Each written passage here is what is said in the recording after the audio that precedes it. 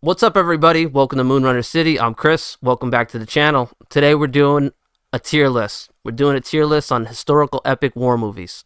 So I got some buddies with me. We're gonna rank these movies from epic, amazing, worth it, and nah yo. So epic is your S tier, and nah yo is your E tier or your F. So we got 11 movies, and I got my buddy Bones, and I got my buddy Randy with me. Bones, say what's up. The Bones. Randy, say what's up. Yo, how's it going? All right, so we're all going to Bizzle. start. And so, first off, how we're ranking this is not like a list or ranking it on the movie. We're ranking the specific battles that we're going to be talking about. And just so you guys know, we're not historians, we're not military experts, so we're not ranking these movies on any kind of like historical fact or military tactics. This is purely just based on entertainment value alone. Okay? So that's how that's going to go. I'm ready to jump in, man. All week we've been talking about this. This is these scenes are awesome. They're pretty much the biggest scenes in the movies, and there are a wide range of them. This is going to be really fun, so I look forward to it. Yeah, I loved going back and looking at these because a lot of these movies I haven't seen in over a decade. And so I remembered which movies I liked. I remembered which movies I didn't like. Some of them I hadn't seen at all. But going back and looking at them was fun because I'm like, oh yeah, this is sick. Like, and these battle scenes in some of these are epic.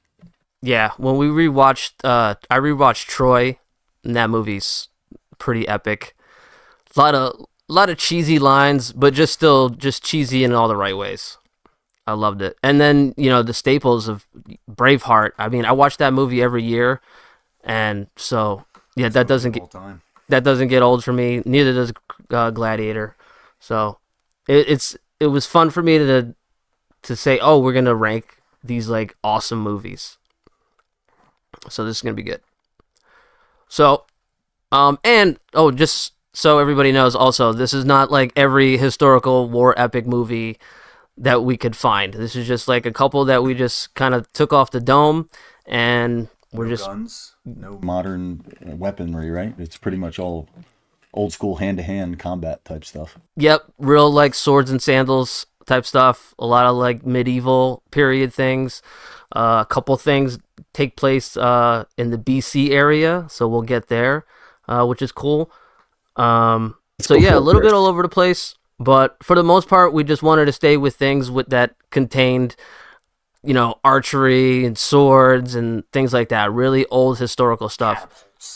Yes, catapults, anything that kind of started incorporating bullets or muskets or cannons. We wanted to stay away from. We got a movie in here that kind of snuck in here, but we'll talk about why it's there when we get to it. All right. So that being said, like I said, we just picked up a couple movies off the dome, and a lot of these movies you'll notice kind of came out around a resurgence of some of these historical war epics, right? So a lot of them that we're going to be talking about come out around the same time. So that's going to be interesting too to talk about that. Other than that, the first historical war epic kind of trend that took over Hollywood was way back in the day, and one of the first movies to do that was 1960s Spartacus. All right, so the way we'll do this is we'll go like around the horn. I'll start off this time. As we go on, maybe some of you guys will start off, but I'll start with like my pick for this movie, and then we'll go with Randy, and then we'll go with Bones, and then after that we'll what was that noise? Oh, it's the heater. Okay, so we'll go me, Randy, Bones. Basically, me, Randy, computer. Just I want everyone, everyone watching to be prepared. These are probably movies. There's a good chance if you're younger, you haven't seen a good amount of these. These are all worth seeing. Really good movies for the most part, and but they're definitely really good scenes, especially. But these are definitely movies worth seeing. So if you haven't seen them, definitely just take a look at them. Yeah, we're just gonna be talking And about if the you battles, also but the movies are great. And if you also can, before we get into it, just hit that like button for Commander over here. Subscribe, get those algorithms up. You know what I'm saying? We're gonna be coming out with a lot more stuff. Get you guys some shorts, some entertaining roasting and whatnot. So That's right. That's right. Don't forget to hit that like button and subscribe. Comment. Tell us what you guys want to. What kind of tier list you guys want to see next? We do FMK on this channel too, so tell us what you guys want us to do for that. All right, so Spartacus, an oldie, and it takes place way back in the day, 73, 71st BC, right? So I gave this a B. I think it's pretty standard as far as like these like historical war epic movies go. It does a lot of things good. As far as being like wildly epic, it didn't give me the feels like some other movies would give me. So I just had to kind of come back down to reality because it does a lot of things really well. I know it's like one of the first ones, and it kind of hits a lot of the staples like the speech, things on fire, people getting dismembered, right? It gets all those tropes. But for some reason, I just wasn't excited. There wasn't just, it just didn't, maybe it's just because I didn't like rewatch the entire movie. But yeah, I'm just going to give Spartacus over here a B. I'm going to put it on the worth it. So, what you think, Randy? Yeah, I agree with you. I had it in the same tier. I gave it a B.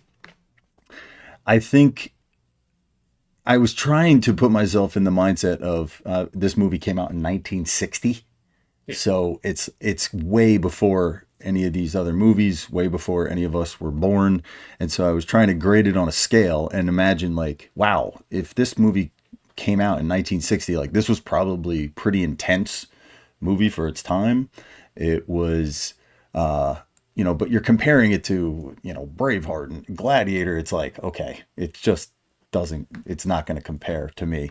But there was some cool things in there. I mean, I thought, there was these like guys strapped to these rolling fire logs that they were running downhill. And at first I was thought, oh, that's kind of a little cheesy. But then I'm thinking, they showed like they panned out and showed like 4 of them, and I'm thinking if that's coming at you, what are you gonna do? This is crazy. Like you got these guys running downhill with logs, and then right behind them are a bunch of dudes chasing you with swords. I thought that was pretty cool. It was unique. I was never really have seen anything like that in any other movie. So the some of the old film directing kind of showed through, where you saw extras at certain parts that weren't doing jack squat. They were doing absolutely nothing. They were like hitting each other, like pitter patter fighting, and I'm like, okay, this is probably remastered and you could see more detail and stuff now. Yeah. So anyway, I'm with you. I gave it's worth it. The battle scene was probably much cooler in 1960 than looking at it, 65 years later. But overall, yeah, definitely worth it. Yeah. Frank, Bones, what do you got for good old? What do you got for Spartacus? So, did you guys give them grades? A's or B's? Idiots. When I first started. First off, I don't want to hear anymore. You're both idiots. It's worth it, okay? Not a B. Worth it. All right, so let's get that straight. I'm going to be honest with you. I'm going to go ahead and I'm going to take Spartacus. He's so proud of these names. He's so mad. Oh, it's so worth it. I just want to say, when this popped up, he was so mad that it was like S, A, B. He's like, what is that? Oh, come on. Let's do it. Bro, and you were right. Right. Everyone has the S's and the A's, and I'll tell you what. It's worth it, bitch. So, like I was saying before I was rudely interrupted with Spartacus, I'll be honest with you, I remember seeing this movie, man, when I was younger, really enjoyed it in a weird way. It's very, you look at it now, yeah, it's an older movie, takes place at an older time. But if you actually look back, Stanley Kubrick actually used 8,800 real Spanish army soldiers for this, so he didn't want He wanted them as the extras, didn't want to use any type of fake and CGI and stuff. Along with that, it was a little grittier, but the tactics, the drills, the shield walls, those were all pretty accurate. Though when I look at the rest of this list, as far as being excited about a fight scene and being well entertained, I'm gonna say Spartacus is worth it. Worth it. See the movie. A little long, but definitely enjoy it. It's worth it. All right, we all agree. Solid. Yeah. All agreed. Look at us starting off on the right foot. Very good. Very good. Yeah. I hate Fun note about the Spartacus thing. You're talking about the extras and seeing things in the background. There's actually a couple little things in the IMDb that I found. There's like parts where you could see guys wearing wristwatches and like other like jewelry and accessories of the day, things like that. There's another one where a guy is like clearly dead, but then he moves himself out of the way to like because of like a horse or something. So yeah, a lot of stuff like that. So that's funny. The log thing, when I saw that, I was like, oh wow, like that's cool. I appreciated, like I was like I didn't expect like to see like something like a lot like anything on fire, you know. But yeah, that was kind of cool. What about you? Like, what were your thoughts when you rewatched it? Bones. Oh, asking me. I'll be honest, I didn't sit and rewatch the whole movie. I just watched parts of it. Last time I saw this was probably about 10 years ago ish. It's that old cinema. I like Kubrick myself, but I think you gotta have to get your modern brain out of it and just go into it as an old film, because there is a massive difference, especially when you look at like the armor and how it was filmed. Enjoyed the movie, enjoyed the fight scene, but you do have to get that older mindset to watch the movie. Yeah, it's like kind of like putting on a black and white movie. You'd be like, oh, that guy's not running. He's kind of like walking fast, mid jogging, but he's in war. And then you're like, okay, I can see the sword went on his side and not in him. You know what I mean? It's like, all right, we can let it go. This is honestly one of the reasons I miss cable TV, because I feel like if I was sitting around on a lazy afternoon and flipping through the channels and came across this movie, I'd probably watch it. Yeah. But I'm not going to go sit down and watch it. You know what I mean? So I'm not going to go look.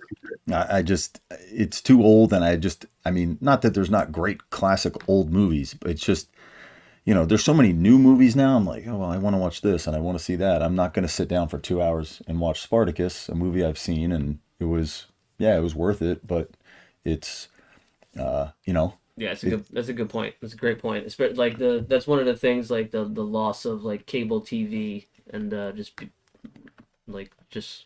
coming across it, flipping through randomly. channels. Yeah, like it's way different than just the doom scrolling that you do now, where you're just like searching through the Netflix or the library. Yeah. Up next, we have Braveheart, 1995's Braveheart, Mel Gibson's historical drama, epic Braveheart. You guys know it. The battle that is in question is the Battle of Stirling Bridge, which takes place in 1297. English and Scottish battling it out, duking it out. As you could see in the title of the war that the movie's depicting, there is no bridge. So that's one of the things that you have to take a note to for a lot of these films, that they're not going to follow a lot of the events closely. So just take that in mind when we bring up some of the names and dates of some of these battles. But either way, Braveheart, the GOAT, I think. Yeah, for me, Braveheart's the GOAT. It's either the GOAT, it's either Braveheart or Gladiator for me, and I think rewatching all these movies, Braveheart wins out. From one of the things that I noticed in rewatching it was the pacing of it, and like the slow build up to that part where you get the cavalry clash, right? So you get like them showing up, right? More people showing up. They do like the negotiation. They go back. They do another thing, right? And they flash their balls at the guys. Then they do the volley with the thing, and then everything, and then they send the horses, and then it's just chaos, and like all that like really slow building. It goes on for a while too, and like you're in that field, and it feels like you're living in that field when you watch that. Like it feels like you're just on the side, just watching this. So, it portrays like what like a medieval fight would, I guess, look like from afar.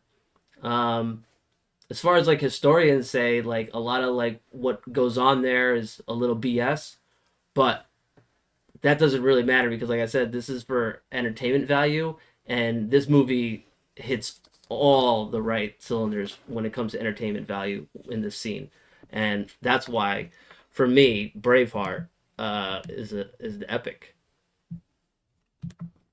So, yeah. So I'm gonna go another direction, and I'm gonna Bones. You want to take this one? Yeah. So maybe I misunderstood what was said earlier, but the Battle of Stirling Bridge was about a bridge, and this is probably one of the best battle scenes you'll ever find in any movie. The gore, the realism, just to see a pure battle where guys are just stacked up against each other, just gritting it out and just doing anything possible from grabbing a rock to whatever you can to win a fight and to not die. This is easily going into my epic. If you haven't seen this movie, it is probably Mel Gibson's one of his best, I would say. If you haven't seen it, you're missing out. The movie's amazing. Battle scenes, all the battle scenes are amazing. It was even hard just to pick one battle scene out of this. So yeah, I'm on epic. Yeah, the epic is this is a must see. And the Sterling Bridge, maybe I didn't say the movie, the scene in the movie doesn't depict a bridge. There's no bridge in the scene in the movie that they're fighting. So like when I looked up the name of There's no bridge they cross to get to that where they're fighting. What's that? There's no bridge they cross to get to where they're fighting. No, and in fact, like all that stuff like didn't even happen. Like what actually happened in that battle was they waited for the English to cross over the Stirling Bridge, and then they attacked them on the bridge when they had them at like lesser numbers. So they almost like did like a 300 tactic on them. And that's kind of like what they did. So all that stuff that with the horses and the arrows, like none of that really happened. I don't even think the guy had a wife. So like there's a lot of stuff that didn't happen, but that doesn't matter. Like that's why, we wanted to like kind of look at these films from the entertainment value, because what this movie made me feel was epic, and yeah, that's why for Bones, for me, it's epic. What is it? What do you got? Yeah, I mean, you guys have already pumped this movie up. I mean, to me, this is, people ask you often, oh, what's your favorite movie? What's your top 5 favorite movies? And I told Frank the other day, I said, I got about 20 movies in my top 5 movies. And so this is one of them. Braveheart is absolute must-see for every man who ever walks the planet. If I find out there's a young man that hasn't seen Braveheart, I say, go home and watch it. It's the first movie you should see. It's unbelievable. Maybe not young though. What's that? Not too young. Well, yeah. Well, with that being said, I'm like waiting for the day where my son is 11 and my other son's almost 9, and I'm like, nah, they're not ready for this yet. But a couple more years and be able to see it. But yeah, I mean, this is just fantastic. And I know we're not judging the whole movie, but I had to say that first. To me, this is one of the greatest movies of all time. It's phenomenal. And it's got epic fighting and battle throughout. The pre-game speech, that Mel Gibson gives in the movie is also top notch. Chris mentioned the taunting, when they get to the field and they show them their balls and they moon them. And then one of the guys actually gets hit in the butt with an arrow. I thought that was hilarious. But yeah, this movie is like Chris was saying, there's a build up to it. This movie took their time with the battle scenes. They didn't rush you into it and just try to just, you know, overwhelm you with gore and stuff, although that's in there, but they just did it perfectly. And there's one moment in the battle where they keep flashing to like Mel Gibson, to the other dude, to the old man, and it's just like sword through the gut, club to the head, rock across the face, shield across the neck, slitting a guy's throat, cutting a guy's hand off. One guy loses a leg. You're like, this is insane. Like, it's just like they just keep hitting you one after another after another. And it's phenomenal. And I'm going to talk about it in a couple of these movies, but this was one of the movies. It always pisses me off in movies when they don't attack the horses, because a horse is a weapon. A horse, and I'm like, why are you trying to fight this guy on a horse? Just chop the horse's leg off. Yeah. Like, just, and they do that in this. I'm like, finally, you're killing the horse. Who cares if this guy's a lord hanging out on a horse? Take this horse's hoof off and let this guy go crash into the ground. Yeah.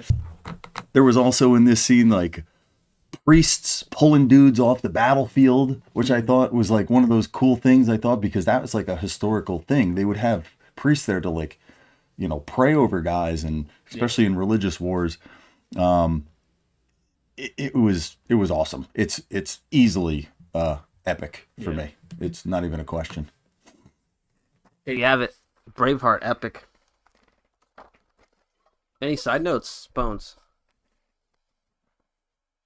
I was wrong about the bridge. Huh? You were wrong about the bridge? I was wrong about the bridge. You were right. You see, I was up all day yesterday. All right. I thought there was a bridge. There's one of the battles. There's a bridge. I know there is. I'm just trying to think which battle it was. Yeah, it might be the one where they have like they're carrying the logs. I think maybe one of those, but not that scene. Do you guys ever wonder in any of these movies, when I was talking, just reminded me talking about the horses, and you see a horse fall, and I'm like, okay, this is, maybe there's CGI involved, but I mean, Braveheart's it's a movie came out 30 years ago. Like, it seemed to me like these were real horses in these scenes, and they're falling over. Are they trained to fall over? How are they falling over and not killing extras in the scenes? Like, it. The effects in that scene are pretty good, especially for 1995. When you try to think back to, like, okay, I know there's not that, like, there's special effects, but they're not making CGI horses. Like, exactly. I remember seeing some behind the scenes, and I'll try to, like, show it through here, but I think some of the horses were just, you wouldn't believe it, but they're just like they look like the you would see like at Disney, the carousel. Yeah. And they're just like on a rod that slides back and forth, and they're able to do that thing of, like, the camera's like down at the end, and then you just see the horse like make that like initial like charge at camera, and that's how they get shots like that. The other stuff, I don't know, but yeah, pretty badass. All right, moving on. Let's go to 1999's Joan of Arc. I'm sorry. 1999's The Messenger, the Joan of Arc story, starring Mila Jovovich.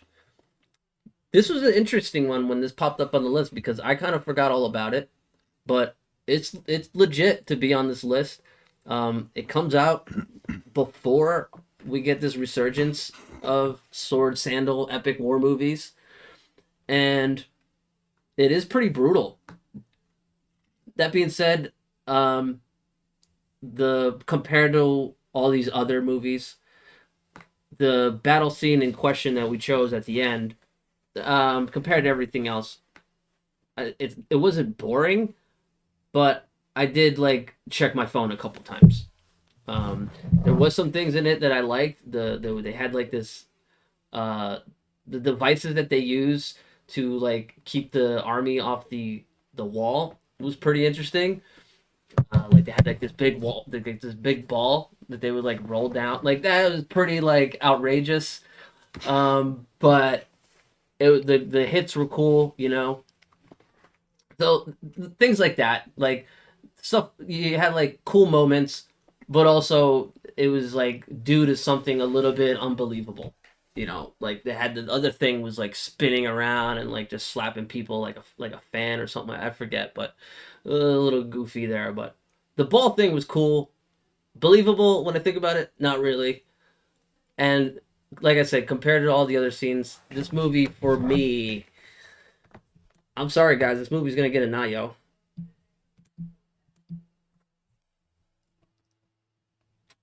I don't think you need to even see it. There's plenty of other movies out there. There's plenty of movies not on this list that are way better than this movie that would replace it. But like I said, it does deserve to be talked about.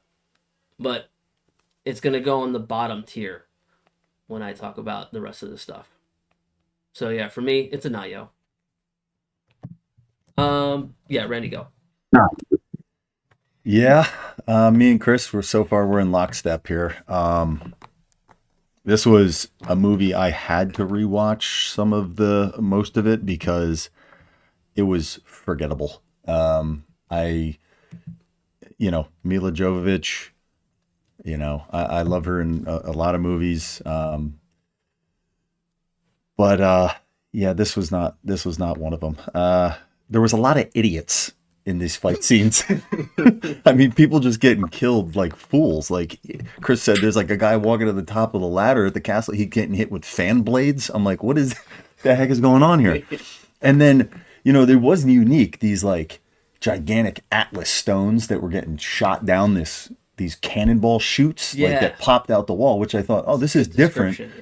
But at the bottom, if you're attacking this, why would you be there? Why are you standing in front of these gigantic chutes where there's 600-pound balls coming flying out? After it happens once, it's like, okay, clear the freaking way, get out of the way. There's even a dip, where that thing, because it's happened so many times. Yeah, where it's hit the earth. So it was like, okay, yeah, it was cool, it was unique. Yeah, but yeah, it was kind of it was not good. Stop standing in front of those things. There were some terrible, I wish I would have wrote them down. There were some terrible one-liners in these scenes too. Like awful. Like, not the one guy shooting a catapult and he says something and I'm like, what? What are you saying? Like it was awful. I hate to interrupt, but this is one of those movies that has that really bad thing of stereotyping French people of just savage bastards that are just foaming at the mouth as they're stabbing you in the face. Yeah. And then doing other things. And just the most disgusting persons. Yeah. It's not a special movie. It's not a special scene to me, these battles. There's nothing. Yeah, there was a uniqueness with the cannonballs, like we said, but there was really nothing unique. It was just a battle scene, whatever, nothing memorable.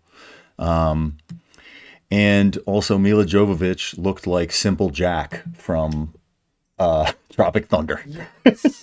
Her haircut was she's so terrible. And she's a beautiful girl, and maybe you're trying to be historically accurate, but why give her this 1990s bowl cut, terrible uneven haircut? It does seem fashionable too when you look at the haircut and you look at the times. Yeah, that's suspect. He wanted to make this movie.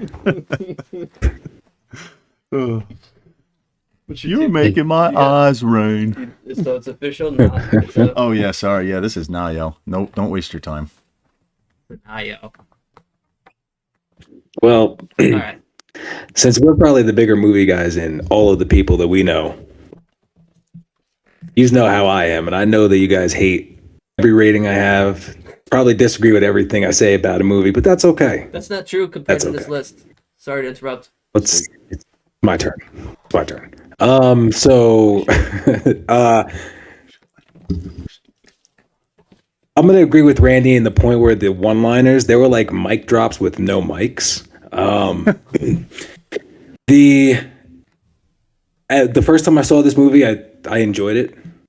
The second time I saw this movie, I thought of a few things. One, I'm glad that they kept a couple of things accurate as far as Joan of Arc was just a charismatic leader, tactician, was injured twice, by the crossbow and by the sword. And but what they got wrong, which was a big part of this movie, is she never drew her sword.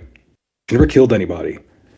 And she was a warrior in this movie, and those battle scenes were horrendous. And as much as I wanted to like these battle scenes, and I was like, oh shit, yeah, these are going to be good. I think I remember them being good. I went back and I was like, I forgot they were bad. So, in a weird way, I'm going to have to be like, nah, yo.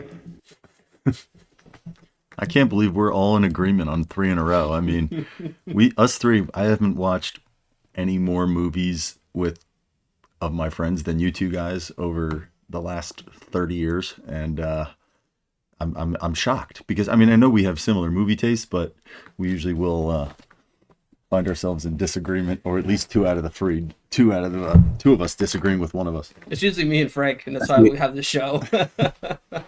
Oh, you just wait, dude. These are easy peasy right here. Yeah, I can real light. Yeah, I can imagine it's gonna get a little more hectic. Just wait till I disagree, just to disagree. Yeah. Yeah, I did think the one cool thing, like in the scene actually, that I did like was they were depicting her as this, religious leader, and that's really what the story is about. And so she says something in the beginning, she asks, "Are you going to surrender?" or something like that, and they say no, or she says, "Bow down to the King of Heaven," and so I thought, all right, well at least they're on the historical side, trying to hold true to it. They didn't butcher that part of it. Yeah, because I don't know actually.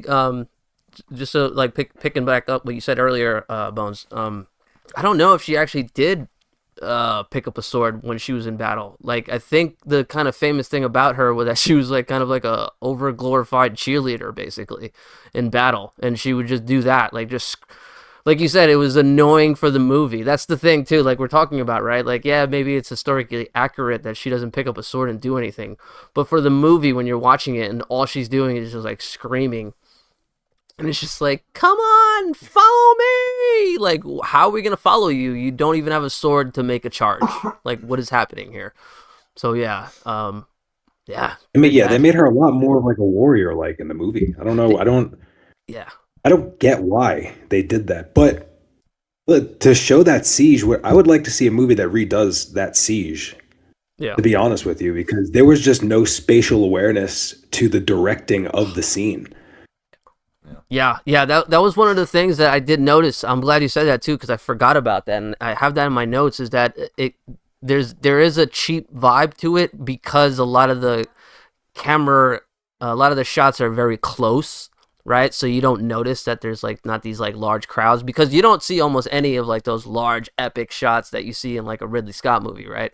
It's all like there's like almost like fisheye lens shots where like it's almost like Bam Margera style filmmaking where it's like in front of the guy's face and the camera's moving back and forth and you're like, what is this?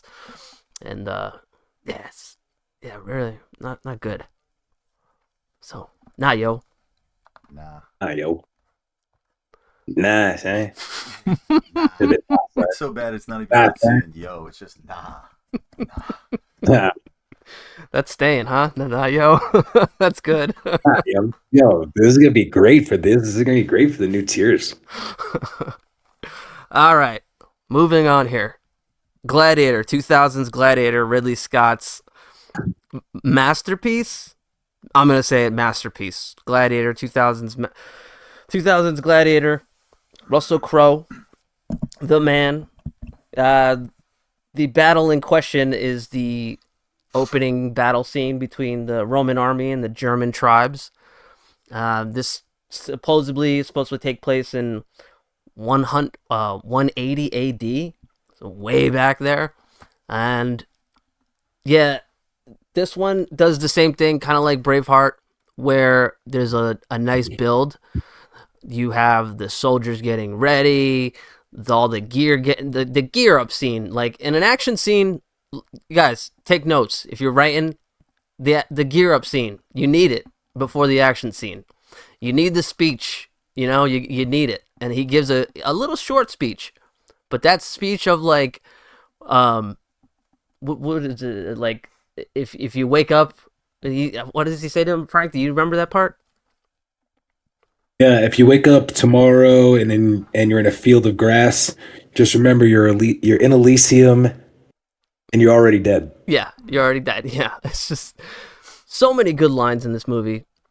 So many good parts in this movie. Like I said, we had to just pick the Roman battle just because we're looking at epic war thing. So we wanted to look at, you know, troops versus troops kind of scenario. And so in this movie, we get that. And that is also one of the great things about this scene is that you could watch this scene alone and then want to go watch the rest of this movie. Where a couple of these other scenes, they're kind of only meant to be watched, and it's kind of like, all right, cool, that's what I came for, that's it. Where this one, I watched it and I was like, all right, I'm putting Gladiator on right now because like that's how good the scene is, and that's how good the movie is for me, and so that's why for me, this is gonna go epic. It's gonna go right next to Braveheart. It's got to for me. So, Bones, you go for it. No, I'm gonna let you mind if I pass this to Randy? Go for it. Yeah, ready, go for it. Okay. Um, I agree with almost, well, I won't say everything, but I agree with a lot of what Chris said. I mean, this is, to me, on the same plane as Braveheart. This is a must-see movie. This is one of my top fives. I mean, this is a man movie. This is a, coming of age. Russell Crowe is phenomenal. I mean, he's just, Joaquin Phoenix in the movie. The movie itself you can't get any better. It's a masterpiece of a movie. There was, now I'm gonna go in a direction here of saying we're judging just the battles, right? So, I'm not judging the movie. The movie is epic. This battle scene though, it's good.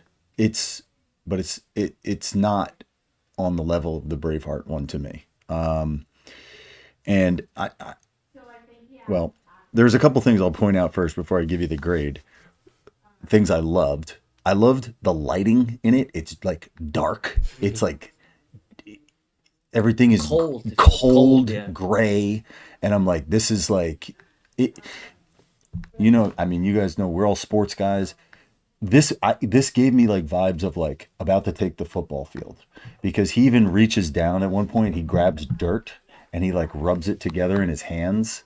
It's like hard. And he like smells it. Yeah. And I'm like, yeah, like it just reminded me of like, when I used to pitch or something, you rub your hands in the dirt. Yeah. Or like, you're spitting on your fingers to get them wet. It was just like this gritty like moment. Mm-hmm. And he's just like kind of taking it in, mm-hmm. smelling the smells of the battlefield. Yep.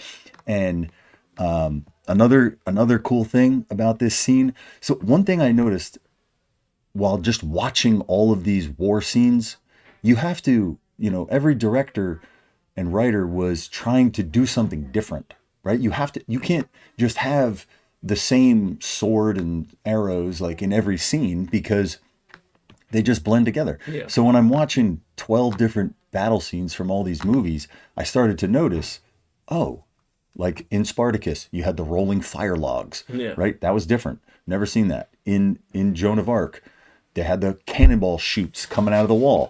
Even though it was a bad scene, it was still a unique thing. In here, they had dogs. And I was like, there was no dogs in any other movie. You had horses and stuff. But I'm like, this is war, man. Why not use an animal that's going to go out there and do some damage for you? So I thought that was cool. There was dog attacks going on the field. But the battle to me, and I know this is the opening scene of the movie, right? Yeah. Yeah. So I think they didn't go all out with the battle because of where it fell in the movie. It's not really supposed to be the pinnacle of the movie. It's supposed to be wetting your whistle to get ready for the Colosseum battles. It doesn't have like that triumphant end at the end. Yeah. It's not the same as Braveheart, those battles, like, because those battles are the pinnacle, the end of the movie. Those are like, this is what you came for. This is it. So I gave this one, just on this scene alone, a worth it. Okay. And that's tough for me to say because, like I said, Gladiator is one of my favorite movies of all time. But I'm just judging this scene, and it's not a bad scene. It's great. Yeah. If you told me, like, what does it do for me in the movie? It gets me ready for the rest of the movie, right? And so, like, but just like, if you took all these scenes we're looking at and brought it to somebody who had never seen any of the movies, and you just showed them the battles, I think it's just like it's in the middle. Like it's a good battle. It's not like epically remembrance to me like Braveheart is. So Get worth it. the Colosseum fights are epic, right? Yeah. And that's what to me that's where it leads to, and that's where the movie goes. So it's hard for me to even say this about Gladiator. Yeah. Like I said, like I had to go back and forth. I'm like, no, I gotta give it at least an amazing. I have to go amazing. It's too good of a movie to like not be amazing. Yeah. But that's what we're doing. We're judging the scene, and that's what I gave it. Worth it. That's legit. Bones. Pick up after that. All right. Look, this is like my top 3 movie all time. So I'll make it quick, but I'm going to make sure I get some points out here. All right. First off, if you haven't seen Gladiator or Gladiator 2, do not see Gladiator 2, just see Gladiator. Second off, if you've seen Gladiator, do not see Gladiator 2 because it is a ruination of this entire. It's just terrible. This, this movie is in my top 3. This battle scene just builds this foundation to this movie. It not only like throws you and gets you into it and everything, but there's the uniforms, the swords, the weaponry, the way they show everyone, this exact battle wasn't historically real, though these were how the battles were described during these times, and the formations and the tactics were all accurate. So he's walking through the front lines, he's saying hello, it's building up, he comes over, move up the archers. Oh, well, we're going to sacrifice some of the cavalry. And he said, well, hey, it's acceptable for Rome. I mean, you're getting put right into this thing. And the battle scene was pretty cool. I mean, it was a lot of Russell Crowe. I love the way they did it because, again, I love the movie.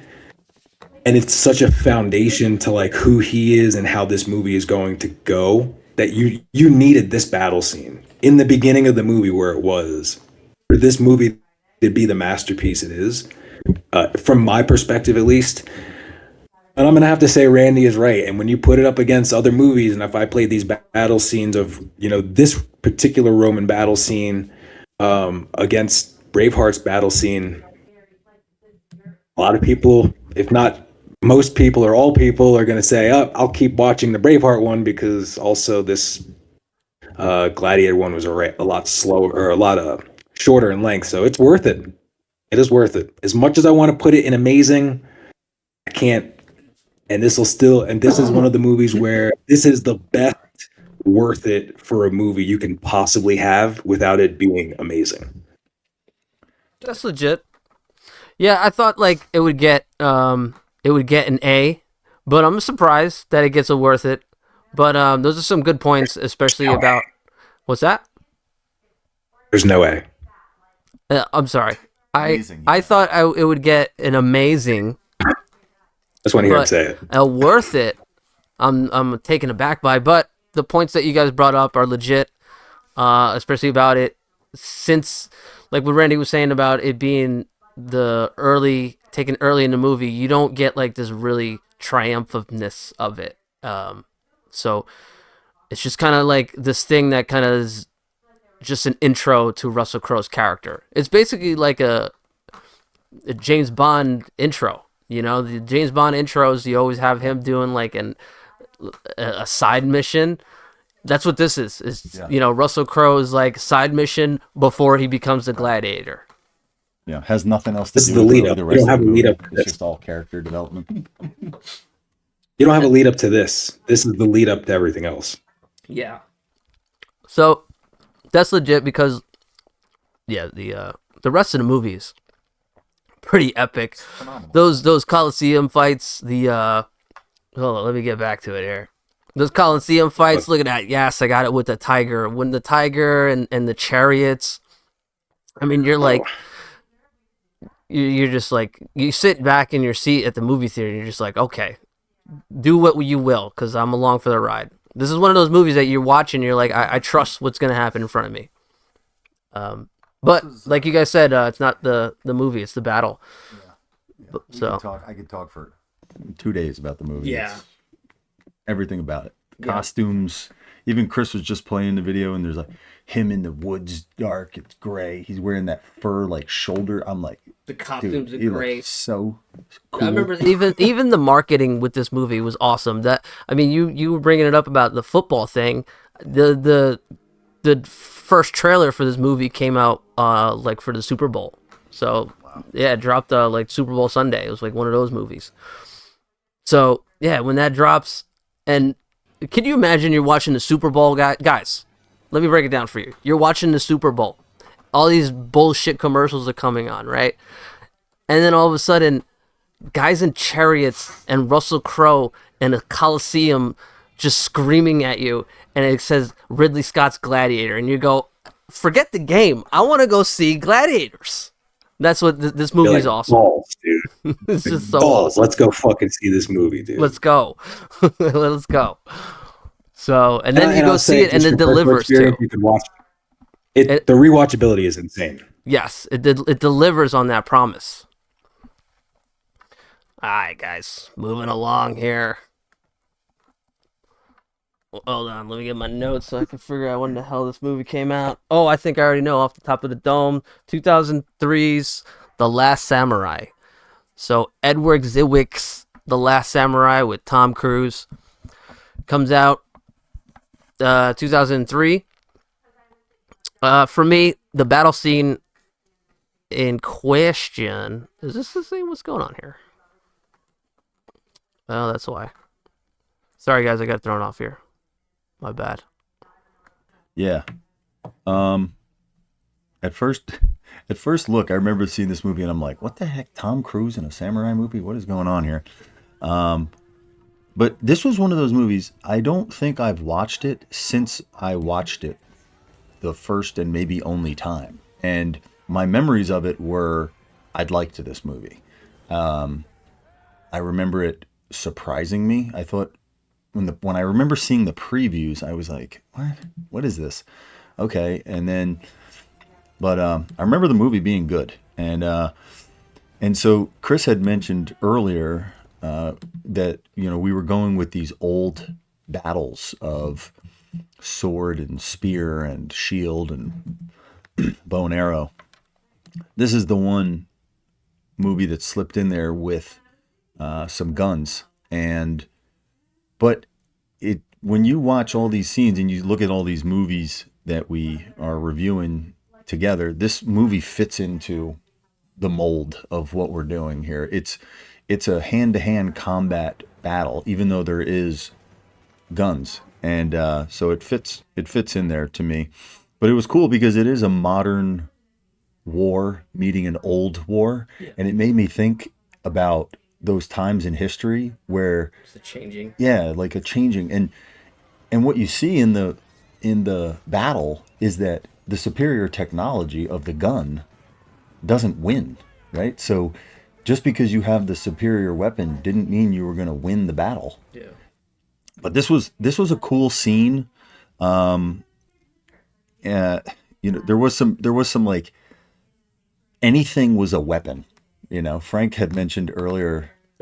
Yeah, like rocks. They're using rocks, chucking at each other, smacking each other with helmets. Yeah. And like it made me like, it felt real to me when that was going on. Like, oh, this is cool. Like, this is what it would be like. You get your helmet knocked off and there's a guy coming at you and you dropped your sword, and I'm gonna pick up my helmet, swing it at him, try to crack him across the head. Yeah. Those were the cool parts to me. But for the most part, like when I'm comparing it to these other movies and how I tried to like tier these things, this wasn't like a really cool scene to me. Like there were some cool elements. Mm-hmm. And so my grade is like, might surprise you, I guess. I'm going to give it a eh. Okay. Our first eh. Yeah. So it was to me compared to the other thing. And now, again, like the rewatchability of the movie, I'd much rather sit down and watch The Last Samurai than sit down and watch Spartacus. And even the scene itself was probably cooler than Spartacus's scene in the way that, but the Spartacus I rated higher just because of when it came out, and I'm trying to put myself, had that come out and I was a 16-year-old boy back in 1960, it would have probably been so much more epic to me that I was rating it on a scale. But that's why I gave Last Samurai. It's I'd watch the movie. It's a good movie. The scene itself, whatever. It's an eh. It's just an eh. Yeah. Okay, that's interesting because, all right, so when I watched this movie, so just for reference here, The Last Samurai, the Battle of Shiroyama, right, takes place in 1877. And so, 1877, there's like that changing of the guard where muskets and rifles are coming into play and being mass produced and armies are using them. So in this movie, basically you got guns against samurai. And this movie's called The Last Samurai because the Japanese army is basically trying to crush what is like the end of the samurai, right?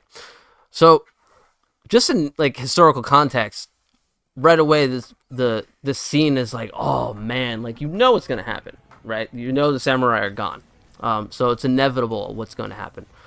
So it has that going for it, which not a lot of these other scenes had. So for me, that was like a nice thing that I picked up on.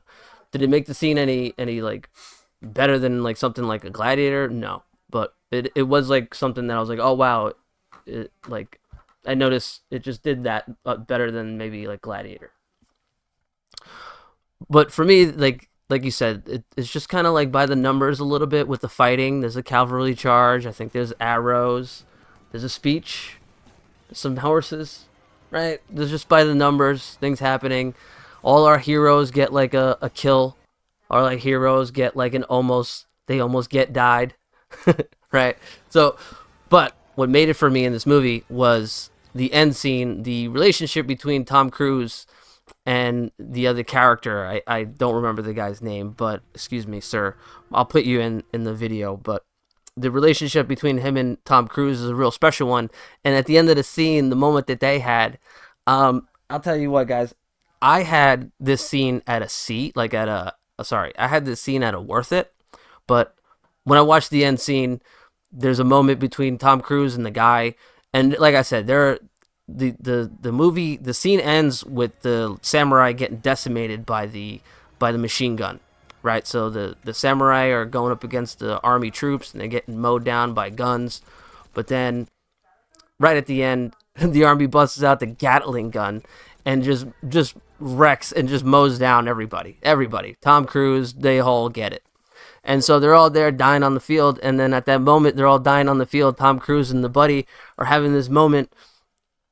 And Tom Cruise has got to like kill the guy. And guys, bawling. And for me, bawling brings it up to an amazing, because I'm a grown man just crying my eyes out over this Tom Cruise movie. And I was like, yeah, this is not just worth it. It's amazing. So I give it an amazing. Slide it up there for me. Bing. What do you think, Holy Bones? shit. what do you think, Bones? Holy shit balls. I don't even know where I am right now. So this movie was it was a good movie, man. It really was. I liked a lot of parts of this movie. From the training to just like the gain of respect. I'm interested in the transfer of power to see that in this was pretty cool to see. And kind of like Randy was saying, kind of like the Dizzle was saying, just because you have the guns doesn't mean you're gonna win. And you saw, when they used, the rifles, you saw the inaccuracy, the time to reload. Like you saw where they had their weaknesses. They had their cavalry also, but then like Chris said, when that Gatling gun came out, You know what I mean? It was lights out. I mean, you saw the stronger force. You saw the transfer of power from hand to hand combat with samurai swords and some type of respect for the most part to look, if I could shoot you from 100 yards away, I'm going to do it. So as much as I like the movie, as much as I like the scene, this is a tough one for me, man. It's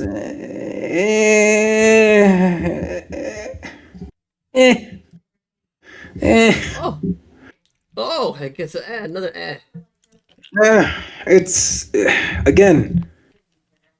Will I watch Spartacus over this? No. But if I were to put both scenes together, what would I feel better with? No, man, that's a tough one. Man, I don't know. I mean, I know I'm a big sap for this ending, but you guys get nothing?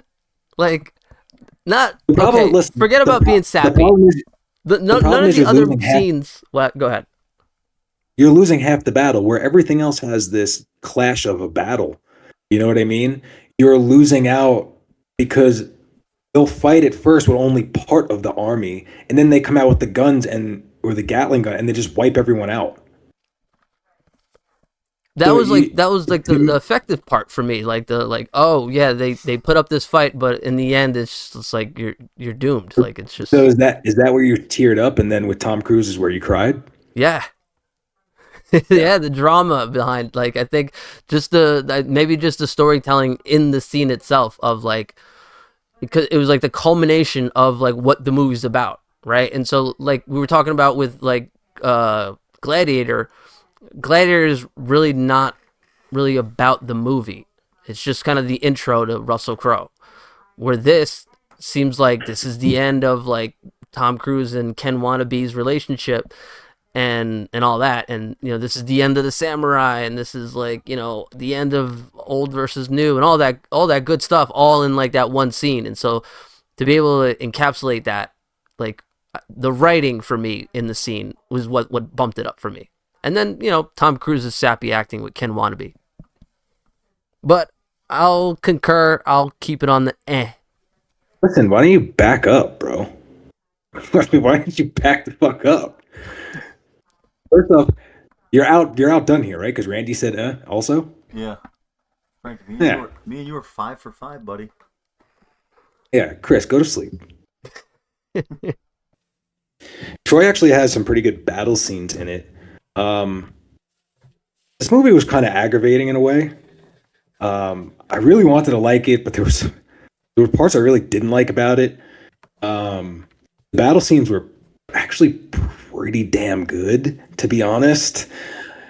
The specific one we're talking about right now is the beach one, because later in the other movies you'll see there's another beach battle we're going to talk about also.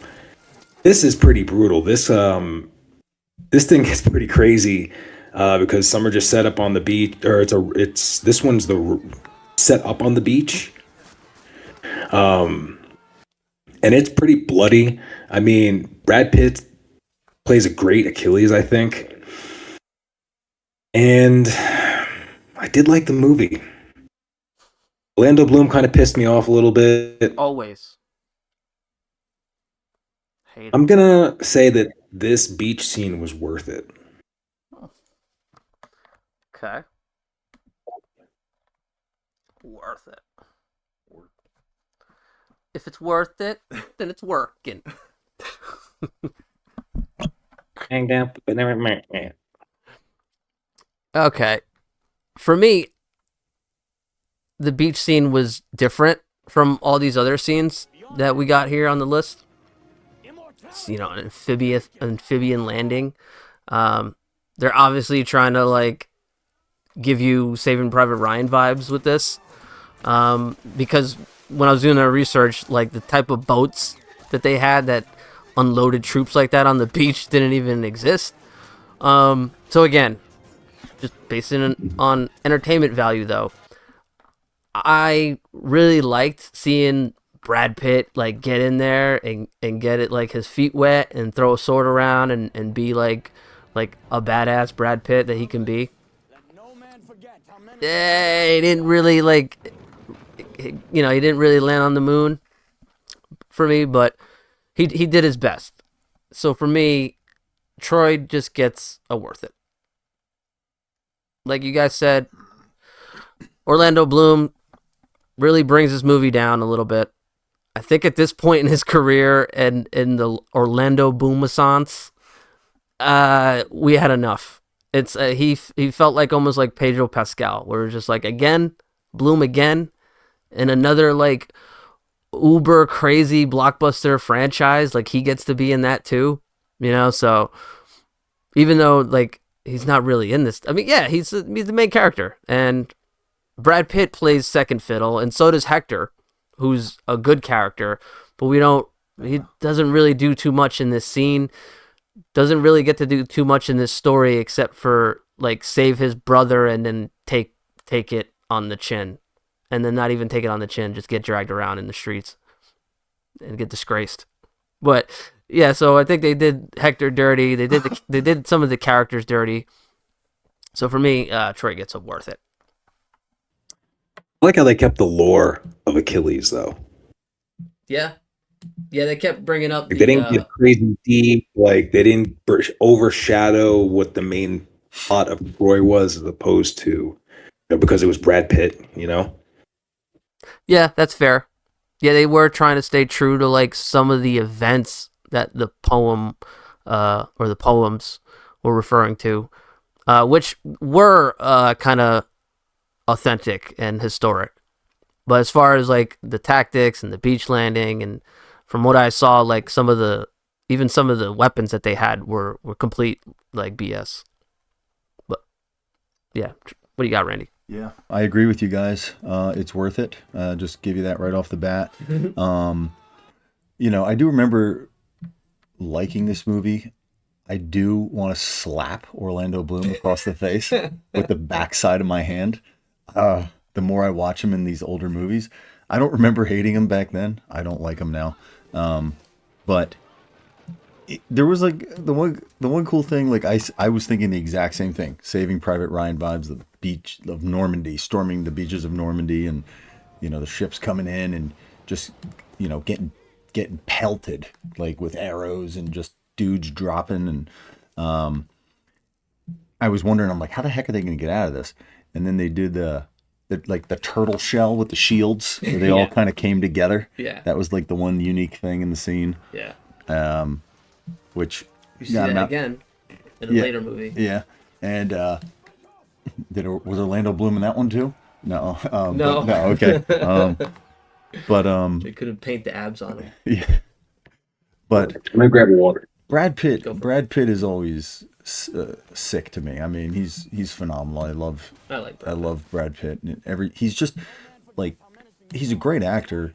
I wouldn't put him up there and like, oh, he's just that amazing thespian, but he's just always in awesome movies, and he always plays awesome parts. Yeah. And he just looks sick in this. Like you're just like, he's just slanging dudes. You're buying it. You're not like, there's no part of you that's like, oh, I don't know about this. But I thought the other dude, I forget his name, was it Ajax or a Jaxi or something like that? Ajax. Yeah, Ajax. He was awesome. Yeah, he's awesome. He's screaming out, I'm Ajax, I'm Smasher of Stones, or something like that. Yeah. Hear me roar. Like he's just, and I'm like, that was cool. I like that in the scene. But in this movie, they have these battles, but then they also have these like one-on-ones. Constantly it's like Pitt versus the big giant white dude. Yeah. Who he just freaking, jumps and Superman stabs him in the neck, in the shoulder neck area. Yeah. And then, Eric Bana's character, Hector. Yeah. Him versus Ajax in the middle of the battle. I forget if it was in this battle or the other one, but they fight to the death, and Bana kills him. I forget how he does that. They're just in the midst of a war going on. Mm-hmm. They just find each other, and they're just fighting, and this guy's swinging this gigantic hammer club thing, and that was cool. The clubs are always good. Yeah, and then you have Achilles versus Hector, one-on-one too. So there's like these three, if I'm remembering, one-on-one battles. Yeah. Like those were cooler than the battle scenes of the movie. That's why to me it's just, it's worth it. It's worth watching. It was good. I mean, the movie's decent, but the battle scene is mid tier. Yeah. It's worth it, but not great. That's why I did want to like bring up that scene in particular, just because it was so different than some of the other scenes that we're watching. I knew that they're like what we call like the cavalry like clash, the clash of armies scene, wasn't gonna live up to a lot of the other scenes. So I wanted to mix it up and like kind of like bring something else to the table, like with this beach scene. Um, but like Randy was saying, I think the movie's stronger points are some of the one-on-one battles, which, like I was saying before too, are some of the more like historically more accurate, or at least more accurate to the poems. Like I said, this thing takes place in like, the BCs. What did I say here? Yeah, 12 or 13 BC. So You're also going to see this. You're going to see this in the Odyssey coming out. right. You're going to see, those part of Homer's poem. So you're going to see the Battle of Troy. You're going to see the Trojan army. You're going to see the Trojan horse. They showed it in the trailer already. That's cool. Yeah. Can't wait for that. Yeah, it's gonna be cool. All right. Which I got some side news. I got side news for that. Frank, I'm in shock and in awe that we've agreed our ratings have been This is pretty good. step and step, me and This you, is actually pretty through good. this whole thing so far. Oh, yeah, we're lockstep. Arthur. Okay. So the next one, King Arthur, 2004's King Arthur. Clive Owen, Antoine Fuqua's King Arthur comes out in 2004, which is like the heyday of all these movies, right? We were talking about all these movies coming out around the same time, off the back of Gladiator. So don't forget, all these Gladiator did it first, or at least in this millennium, and we get the trifecta of, well, really you get four of them, right? You get Last Samurai, Troy, Alexander, one more that I forget, but then you also get King Arthur.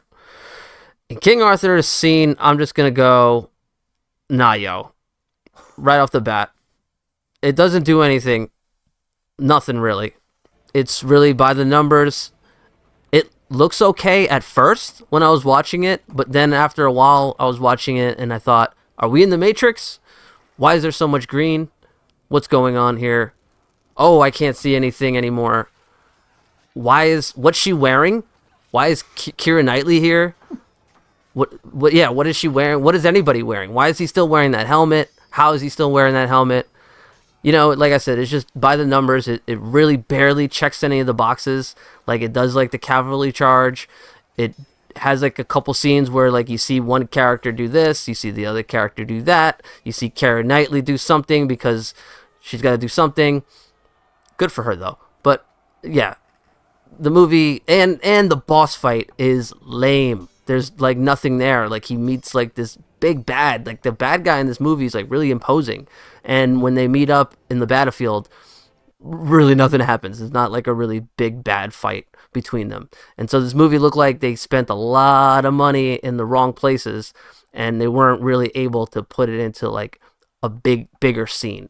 For me, like this movie's stronger scene was the scene on the lake.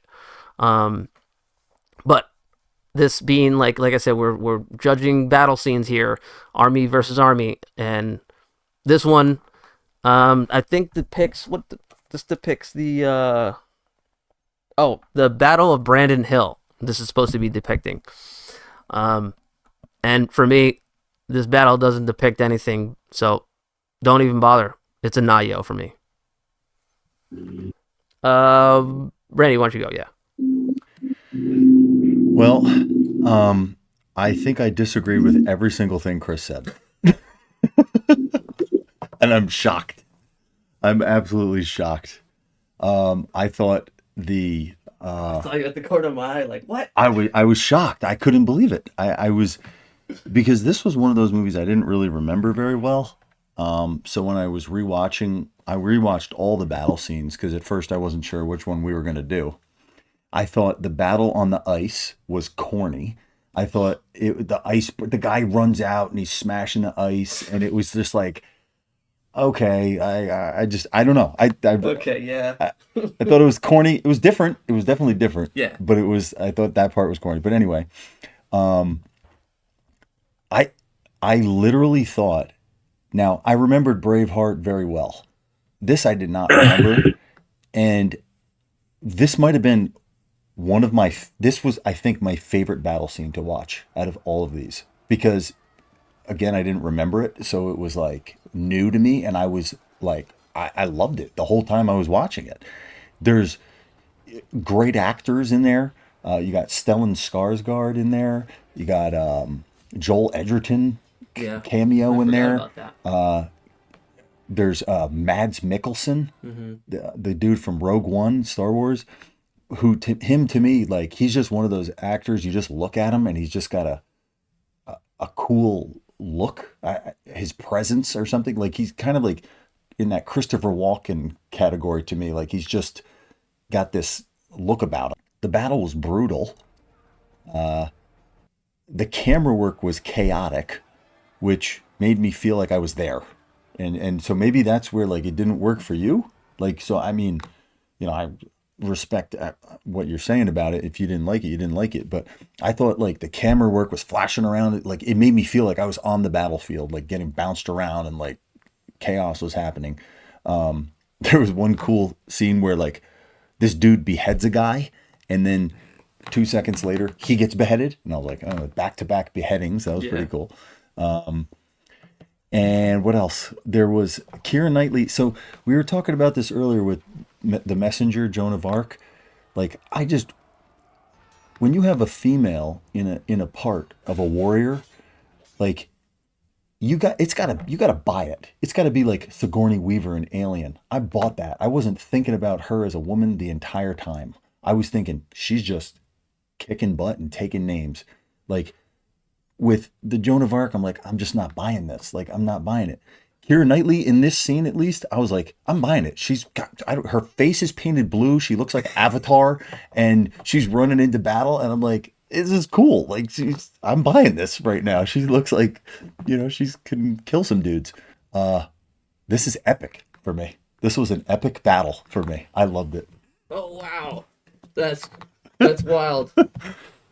That's so wild. That's why I was shocked. I was like, whoa, Chris is just right to the bottom of the barrel here. I was like, no good, no. Gonna be the tiebreaker. I was like, no, Keira Knightley, no. I was like, don't put that on. Him wearing that helmet, I was like, how is he still fighting? All right, go ahead. You guys heard my points. Holy shit.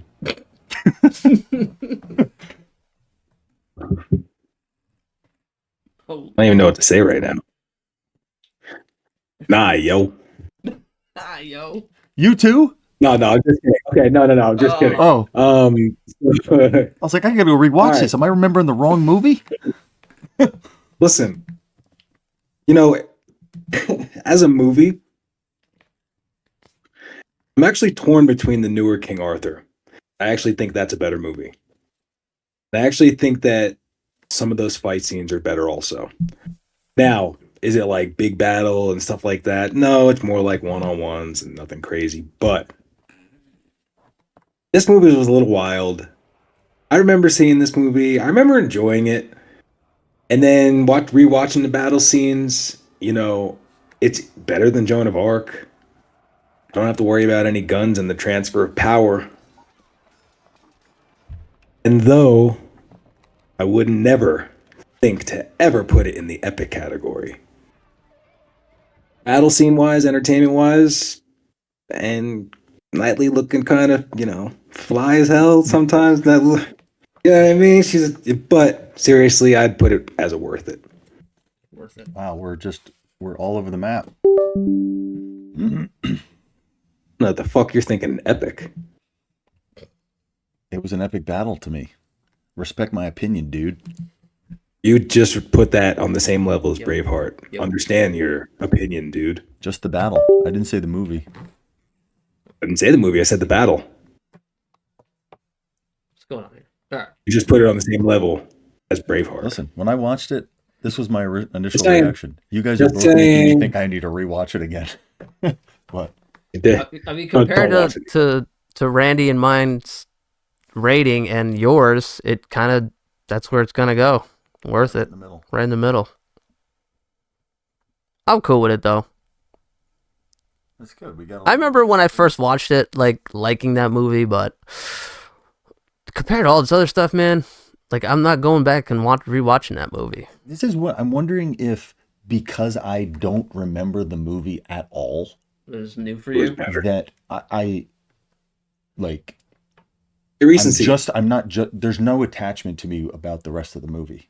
You know what I mean? Like so, like with Gladiator and Braveheart and all these other movies, like there's so much attached with it that I had to like put my bias aside to judge the scene. Where this one, I felt like I don't remember ever watching the movie. Like to be honest with you, I like as I was watching the scene, I was like, oh yeah, okay, I remember this a little bit. I remember Keira Knightley, but like. So it was all new to me. It was like I was almost watching it for the first time. So So it was like unbiased. yeah, because it's well done. It's definitely well done. But for me, it was like almost like I said, it was like the writing of it. It was and bloody, that's funny because brutal. like, that's what put It was Last a good Samurai film. over the top for me. But what were you saying? You put it out there because you cried. What? You put Last Samurai as amazing because you shed a tear. Yeah, we need a crying graphic for Chris. You want to go first with Alexander, Colin Farrell? Your Alexander. favorite actor, Ooh. Colin Farrell, Academy Award winner, nominee? No, neither. Golden Globe.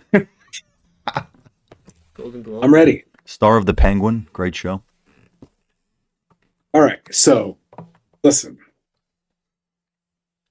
This movie fucking sucked, okay? Movie wasn't even that good, okay? But I'm here just to judge the battle scenes, okay? The movie actually had good visuals to it, especially at times.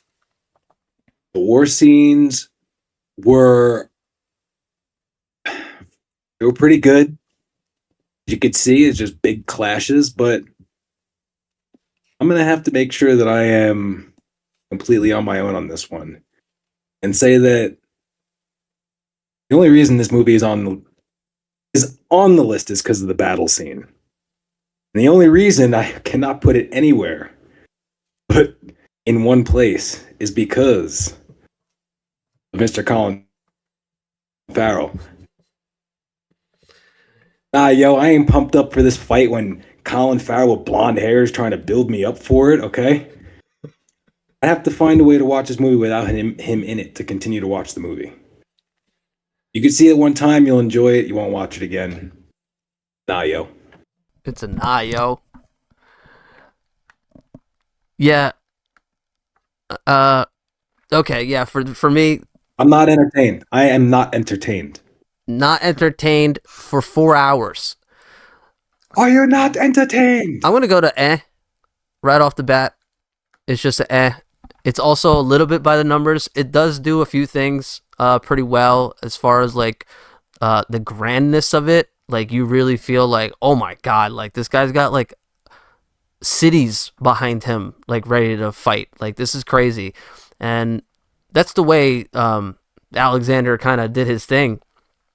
And I think the movie depicted that part pretty well as far as like there being just like different garrisons in like different parts of the area. You know, I remember parts where it was like saying like it was telling you where somebody was, and it was like the south side, and it was like, really, like that's how we got to describe like the army, like it's the south side of the, like this humongous like thing. So that was crazy. They look like bums. What was They that? look like bums. They look like bums, bro. Like just like the costume design for the military, it was just like they spent all their money in certain spots, and then everything else was just rags. That's yeah. It does look like they lacked on the costumes. Really, like it was just like I said, it's just by the numbers of like you get like the charge, you get a speech, you get some arrows, you get a couple of horses falling down on the floor. It gets a little bloody and chaotic, which is cool. A couple like people getting hacked up. Colin Farrell screaming, yelling. I'm not mad at Colin Farrell for getting all bloodied up and screaming and yelling with a lion helmet on his head. That's really cool to me. But some people don't like it. But that being said, still, it's just a eh. Yeah, we're all in the same ballpark here. Yeah, Colin Farrell was awful in this. His blonde hair pissed me off. I wanted to smack him. I just I didn't like it. And then when his speech is terrible. His pump up speech. I'm like, especially when you're directly comparing it to like these other movies where there's these pump up speeches, Russell Crowe and Mel Gibson, and I'm like, I am not buying this. I'm not ready to go to war. Camels. Yeah, there's camels in there. That was cool. That was the only cool thing. The other dude, the Muslim army or whatever this is. Yeah. The guy didn't speak. He's just doing hand motions. I'm like, is that supposed to be cool? Is that like, are they deaf? I don't understand. Was he doing sign language? That was stupid. Yeah.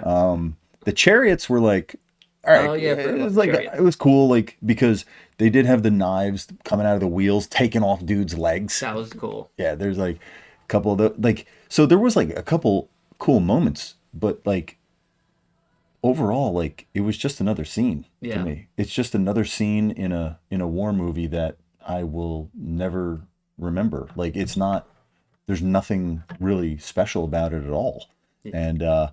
And then Colin Farrell's helmet, when he puts his stupid helmet on, he looks like Megamind. You ever see that movie? He's just got this. What is it supposed to be? Like did he get eaten by the lion? It's Or is he awful. coming out of the lion? I did not like it. There was like I said earlier, there was like distinct things that you thought the directors were trying to His face. Look What? at his Look at his face. face. Yeah, his face is Oh awful. my god. I'm like, he looks like one of the Backstreet Boys, like with this bleached blonde hair. Like, I'm like, are you Brian Luttrell from the Backstreet Boys here? What is going on? But they had slings in there, sling and Yeah, oh, rock, yeah. like David Oh, yeah. and Goliath type thing. I was like, that's cool because Oh, that yeah. was like, Not everybody's gonna have a sword. yeah, it was Yeah. it was a different weapon than Yeah. some of the other movies, and I thought if that was true to the time period, if that's what they were using, then That's cool. cool, Yeah. So, but I'm with Chris, and it's not a nah yo for me. It's it's It's just like you guys said, it's just one of those scenes. It just gets, and like you guys seen, and like I've pointed out before, it gets lost in this mix of movies that come out that year. yeah. Already, like it's just should have stayed lost. yeah, and it got lost because it really was a cluster. and what's funny is that when I was reading about this movie, is that one of the things that at least Google had to say about it is that it had like a crazy DVD, like it had like really good DVD sales. I don't know why, but I guess when the special edition came out, the director's edition, that was like an extra 4 hours. It did really well, and a lot of people bought it apparently. And so this movie actually made a lot of money back in its DVD sales. Like it did terribly let's check it out. I'll tell Hold you on. why. A lot of lonely men looking for Angelina Jolie. There's a lot of questionable stuff going on in this movie. Are we spending this much time on Alexander? No, hold on. Let's move on. I feel like we're spending this much time about Gay Farrell. Oh, I mean, okay. It just breaks even, but whatever. Okay. That's for another time. All right. Next up, Ridley Scott pops up again. He's going to pop up one more time, but Ridley Scott's 2005? Are we out of 2004 yet? Hold on, It is crazy how many movies of this like war scene came out like within like 2-3 years. It was just like 6 of them. Yeah. So here we go. Oh yeah, There's, Kingdom. and there's more that were like just on like Netflix movie. Like this, these are the bigger movies that came out. Yeah. Yeah. Like These some- are. This is More well known, I should say. You wanna go first on this one, buddy? Hey, Yeah. oh, bro, listen. Go. 2005. The Siege of Jerusalem. The Last Kingdom. You know, the Kingdom of Heaven is an absolute god tier movie. Okay, this thing is. I mean, this might be one of Ridley Scott's best movies, in my opinion. These battle scenes were insane. The acting was insane. Um, Not even just the siege of Jerusalem. The the Battle of Tarik was crazy when it was just when you saw the armies come together. Then when you get into that final battle and you got like the tower sieges coming over to the walls and just like the mayhem of everyone, just thousands of people trying to cram into one hole on the wall of the castle. Like, this movie was sick. This thing is epic. Easily put it up against any of the battle scenes in Braveheart. Okay. Randy, you want to go for it? Kingdom of Heaven? Well, Frank, we were in lockstep for a long time there for the most part, but I don't agree here. I do remember liking this movie, and but I also remember being like disappointed with like, I remember when it was announced to be coming out, it looked sick, and maybe I really need to give it a full rewatch for the whole movie, but because I have good memories of it, but I don't remember it being like epic to me in the sense of the movie. Like, it's not like a movie I'm like, oh man, I can't wait to show my son Kingdom of Heaven, you know. But there was some cool stuff in here. With this scene, there was a lot of grittiness, I thought, of like the hand-to-hand combat. You know, it was just like people just punching each other, ramming into each other and punching each other, and it was dusty. And I did think like when they broke through the wall and you had that bottleneck of like thousands of people just pushing each other, like, and it's crazy because I was just like, there's literally hundreds and thousands of soldiers just waiting, like they can't do anything because they can't go anywhere, and they're just pushing each other, like trying to get to the front. Orlando Bloom with a British accent in Jerusalem is stupid. Is the dumbest thing. You're an actor, change your accent. Change it. Like Hugh Jackman and Christian Bale do it. You're not British. But he traveled there. Huh? He traveled there. He's not from there. He traveled there. I don't care. It doesn't go. It doesn't go with it. It doesn't go with the movie. Like, it's you know. So this scene in particular wasn't like that memorable, I guess, to me, or I give it an eh. Oh no! Just the scene. When's the last time you watched this movie? Just out of curiosity. When did you watch? You watched the whole battle scene? Yeah. Battles here. Yeah. That's wild. Okay, so I'll say the battles. There's several battles that kind of depict this siege of the Tower of Jerusalem. Is it the tower or the castle? I forget. But there's a bunch of different scenes because I watched the scene that we kind of set up to watch, and then I went back and watched the movie, and I tried to like get up to said scene, and I had to like keep going back and back and back because this siege takes place throughout basically the whole like third act of the movie. It's almost like Troy, where the whole like battle is like the whole movie. You know, it's just like one battle that leads up to it, and then a couple different events.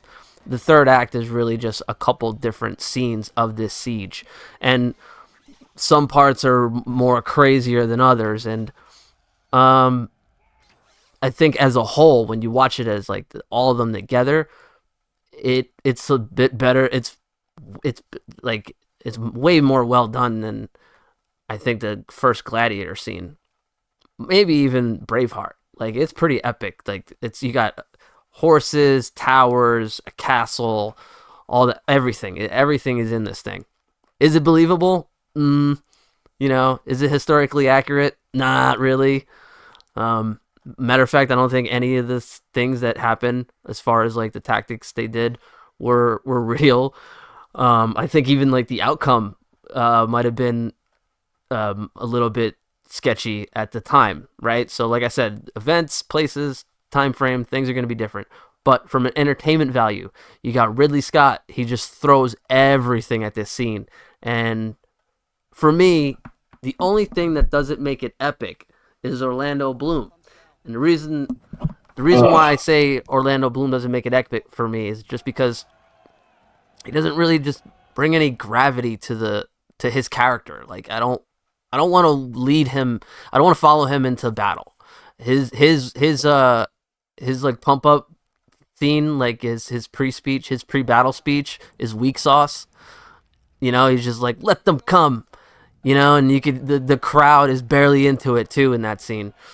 But like I said, at that time it's 2005 too. This is after Troy, so we're way over him. So maybe I'm a little biased, but I've watched this movie a lot. Like I really like this movie. But the scene in general, does it stack up to my feelings on Gladiator?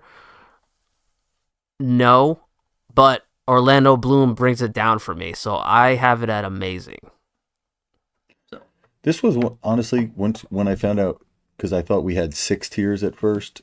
I had this one. This was one I was really struggling with. You guys may have convinced me I need to bump it up to worth it, because it wasn't bad, and I did like the movie. I gotta watch it again. I haven't seen it in a long time, but I was teetering, so I just had it in my notes already, and I decided to leave it. But you guys convinced me a couple points. You fucking disrespectful. Didn't even watch the battle scene, bro. No, I did watch the battle scene. You idiot! I didn't watch the movie. I didn't watch the whole movie. Well, that's your fault. You should have done more studying. Listen, I'll get a ticket right now to Denver. Listen, anyway.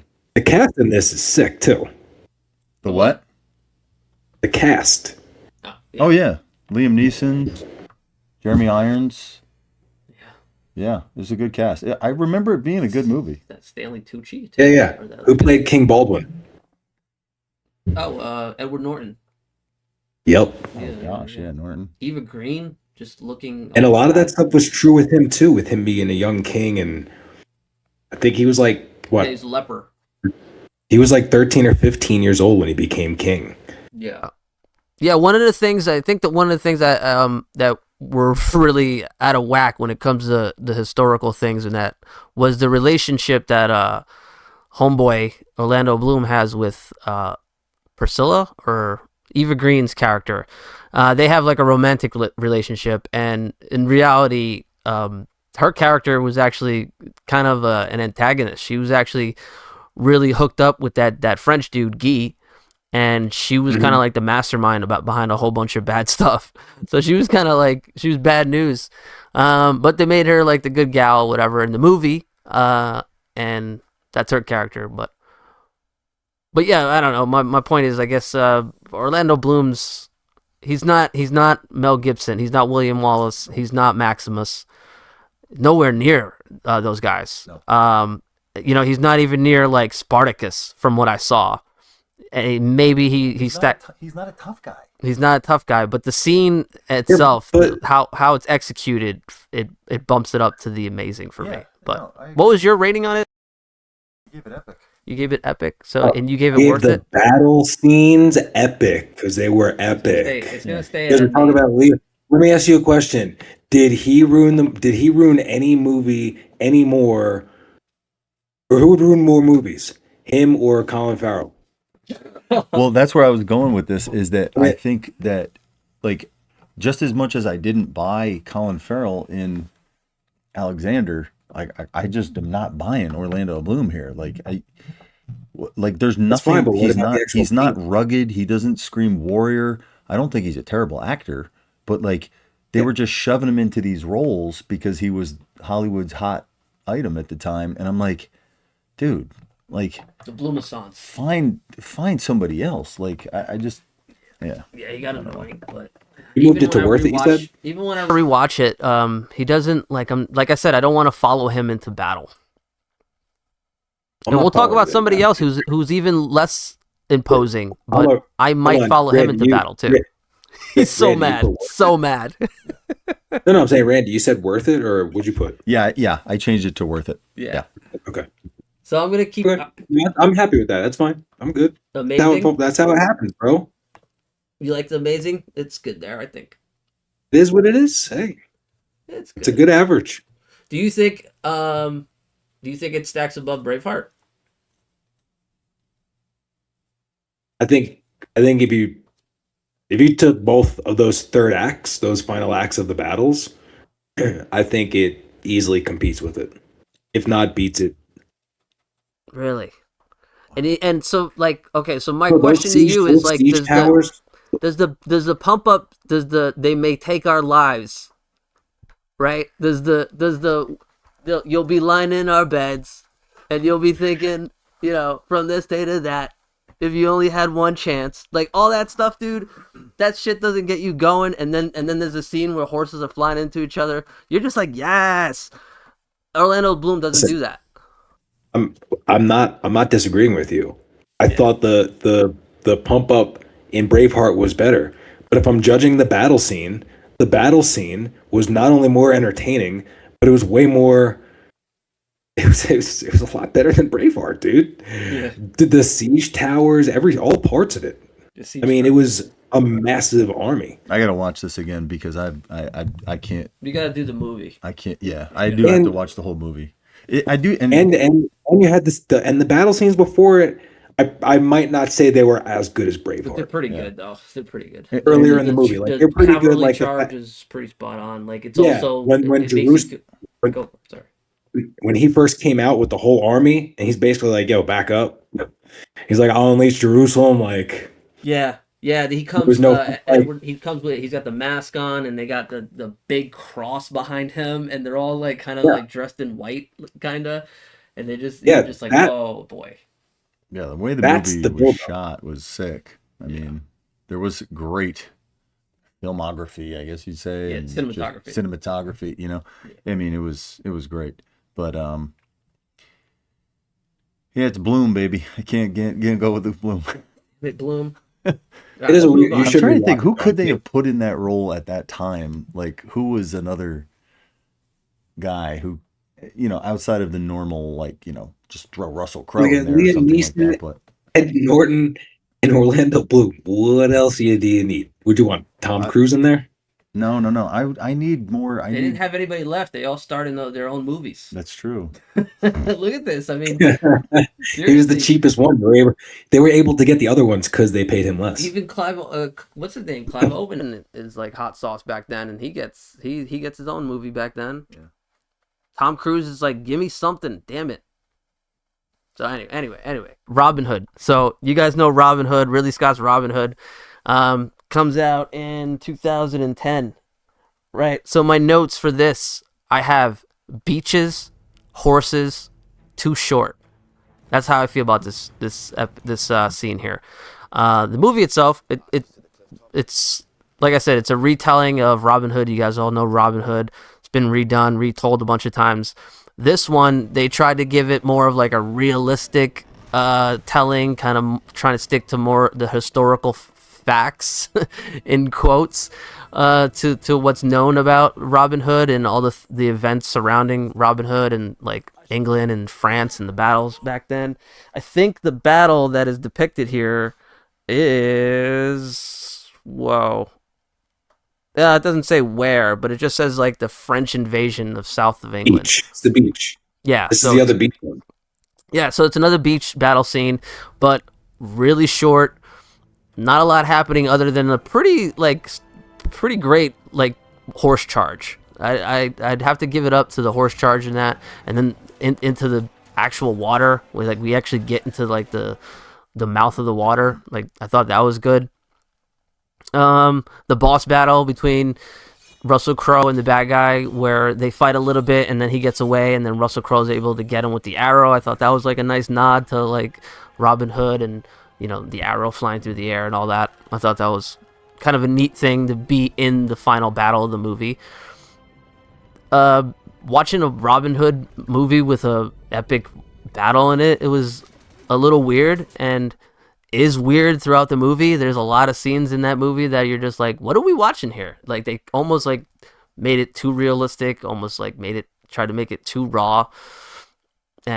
For what it is, it's Robin Hood. It's the merry men of the hood and all that stuff. And when you're bringing those things into the front, and then you also have like some guy like almost like getting like kind of like grapey with Mariam, you're just like, what's going on here? Like, can we get back to like the bows and arrows and stuff? So for me, anyway, the scene.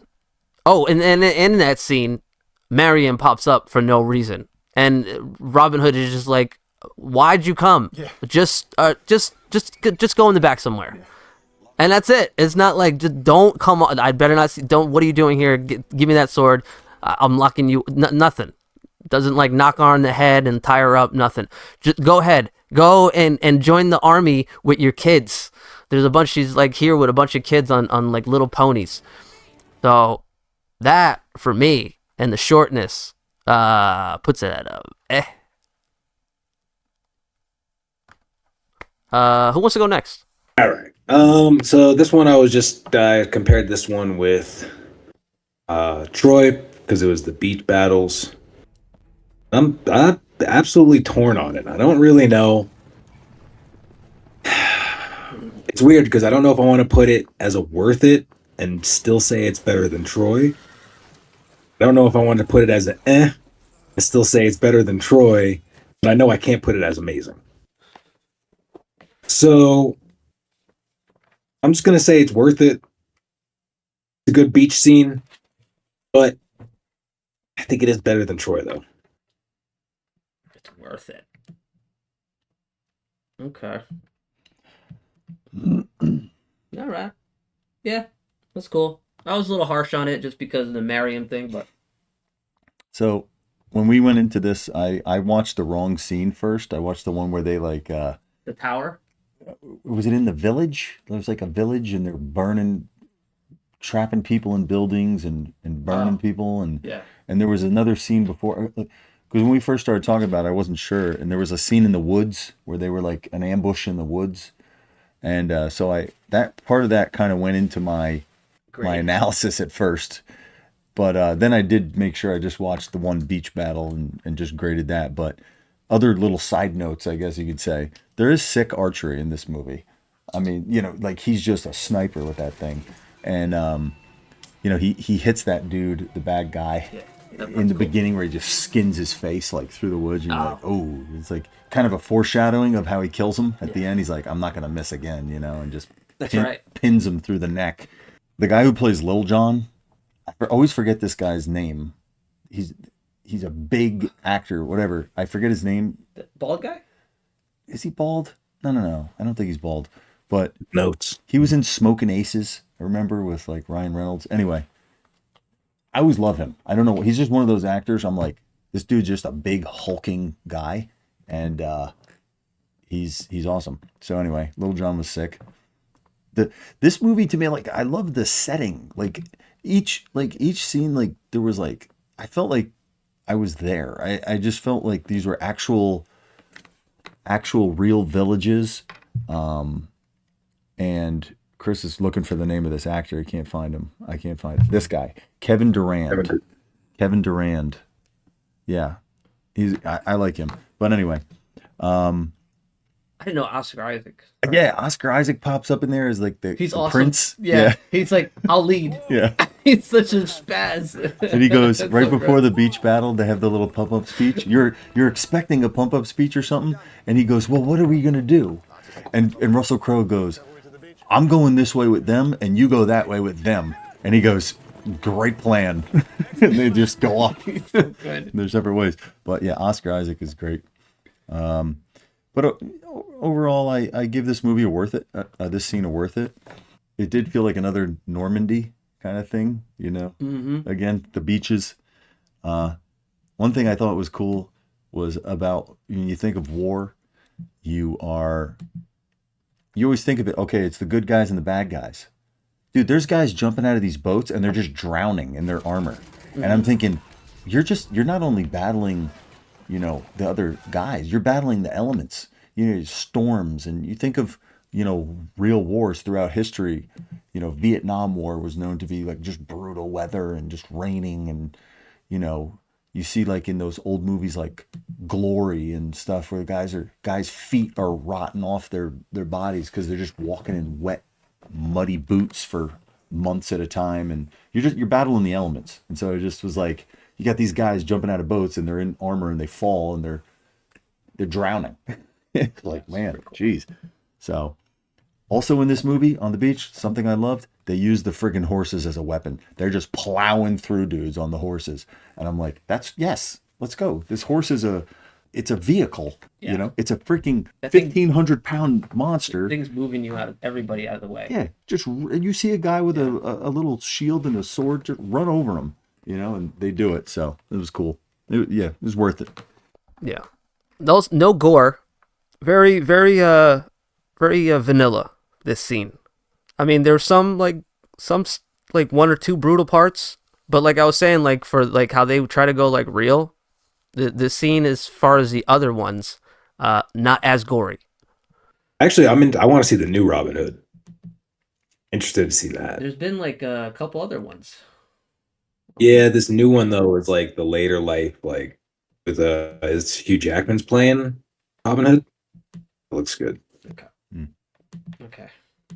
Ready? You want to go with 300? Oh yeah, I do. All right.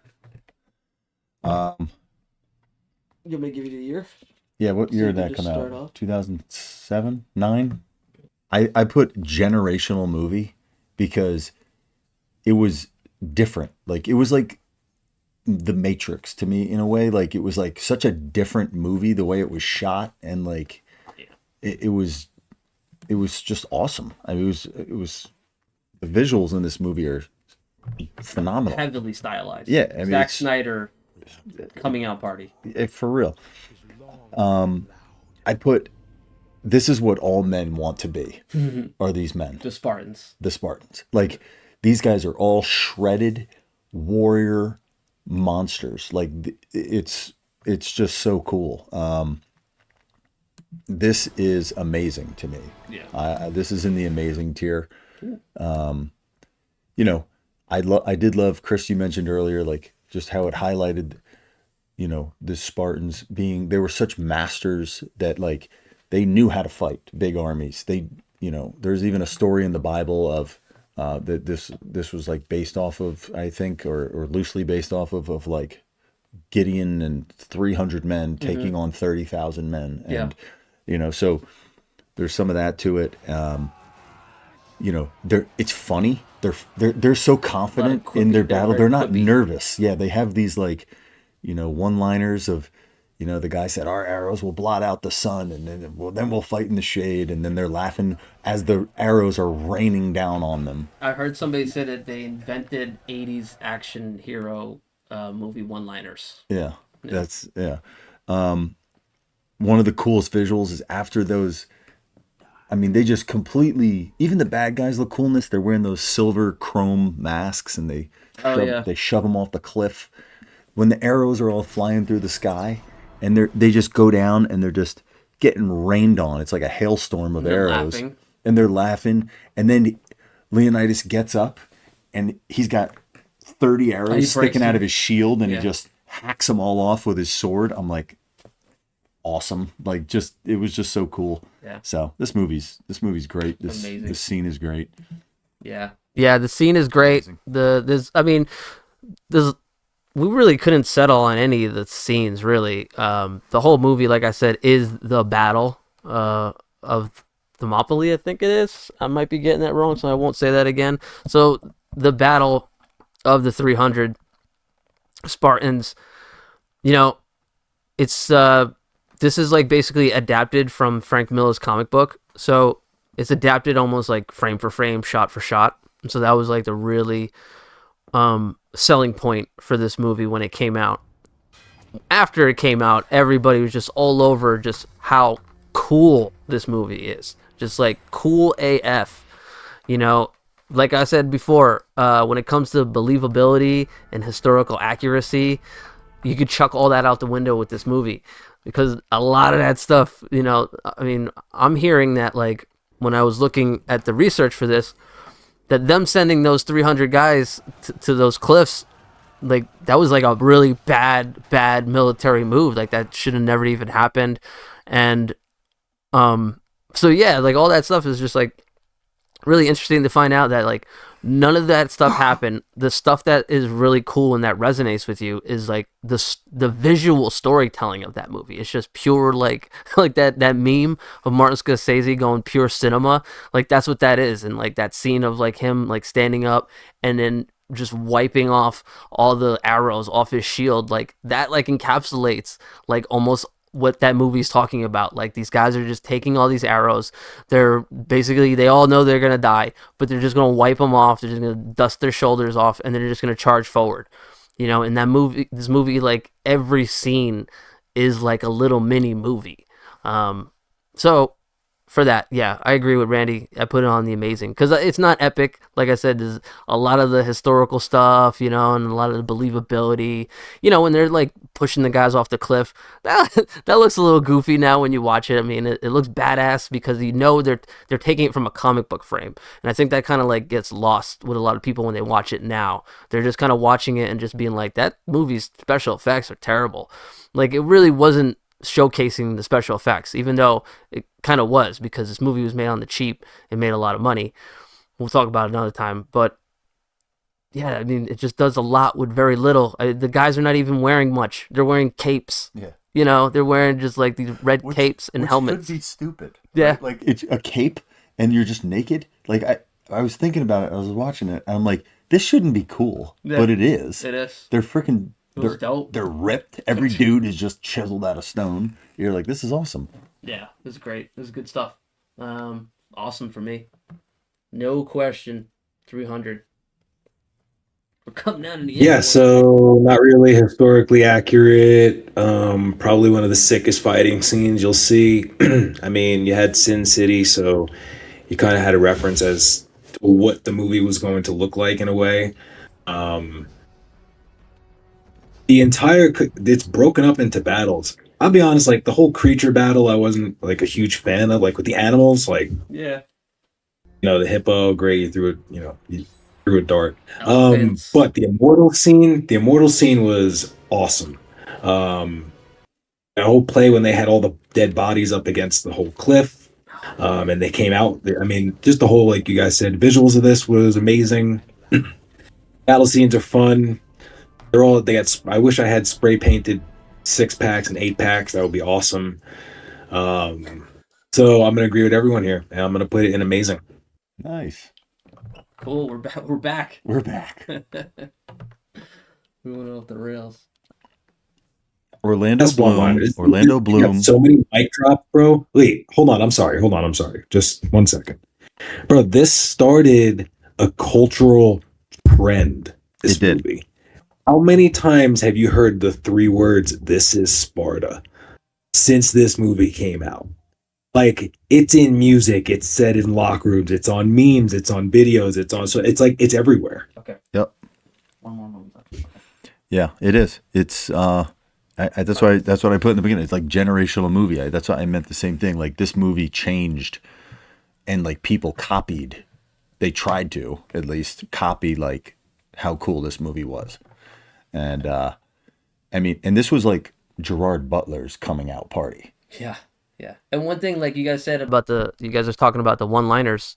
Those are some of the things that actually happen to be true about this story. A lot of those one-liners, like the blot out the arrows or we'll blot out the sun, that's all that supposedly actually was said. It was said a little bit less like nicer than that, you know, like with a little less flair. But nevertheless, that happened. The other thing where the Spartans are talking about what their profession is, right? When the other army shows up and they're like, oh, we want to join you guys. We want to fight. You know, we're army too. And he's like, oh, what do you do? What do you do? And then he's like, I'm a blacksmith. I'm a this, I'm a that. And he turns around and he asks the Spartans, what do you do? And they all just like, I don't even know what they say, but they all just like grunt and just yell. And that actually happened. So a lot of that stuff actually happened. So that's that's pretty funny to take note that you guys are that stands out, and that it's also something that's carried out like through like what centuries. So that's cool. Frank, I'm not trying to troll you here, but this is where like I say lead man Gerard Butler, like I'm buying it. I'm buying every moment of it. And like that's why like the Orlando Bloom thing is like I'm just not. Like I like you put or if you put Gerard Butler in the Kingdom of Heaven role and he's as great of a performance as he had in 300, like yeah, I'm buying. I'm following this guy into war, you know? So, anyway, Yeah. Yeah, like you said, Do me a favor and go stub your toe. stub your toe. Speaking of somebody stubbing their toe, you guys are talking about believability of main characters. We're gonna get up to 2019's The King, Timothy Chalamet. Timothy Chalamet is Henry V, and this is like the battle we watched here is the Battle of Agincourt. And some of the stuff that happens here is actually historically accurate. That being said, don't really care. The movie for me, I wanted it to be amazing, but it really missed the mark for me with a couple things. Again, it does this thing where just like it's kind of by the numbers of just like a cavalry charge, swords clashing. There's not like a lot of like meaty stuff going on. There is beforehand, right? There's a lot of stuff with Robert Pattinson and Timothy Chalamet's character happening like beforehand throughout the movie. And there's other things that happen in the movie that are like really good that like this movie, like the battle pays off, right? At the end of the battle, you have like Robert Pattinson being made a fool of basically. And like you have all that stuff that happens in the movie like pay off then at the end. So I think that's really good. I wish there was maybe more of that. Like I didn't really have that moment with Timothy Chalamet's character. Maybe it happens somewhere else in the movie. I might have missed it. But for this scene, the only thing that I really remember that it does really good was it capturing like the awkwardness of battle. Like people like slipping and falling and just like bumping into each other and just like losing their sword and then just having like, I'll just tackle you. That part where Timothy just like, he's like just gets done like fighting somebody on the ground and then he just like gets taken out by somebody. You just like don't even know what happened. There's this other scene where the guy is fighting within the army and then he's just like getting crushed. Like I thought that was like really cool. Like that's really neat. But it does a lot of things really well, but it doesn't do anything really amazing. So for me, I just put it on the worth it. Goes there for me. Who wants to go next? Randy, go next. Okay. This was a great scene. It was chaotic. It was like I was like you were saying slipping. I was like all I could think of is my goodness, the mud. Yeah. There's just mud everywhere. These guys are falling. They're in, and this was one of those ones where they're like in full knight armor, like a lot of these guys, like head to toe.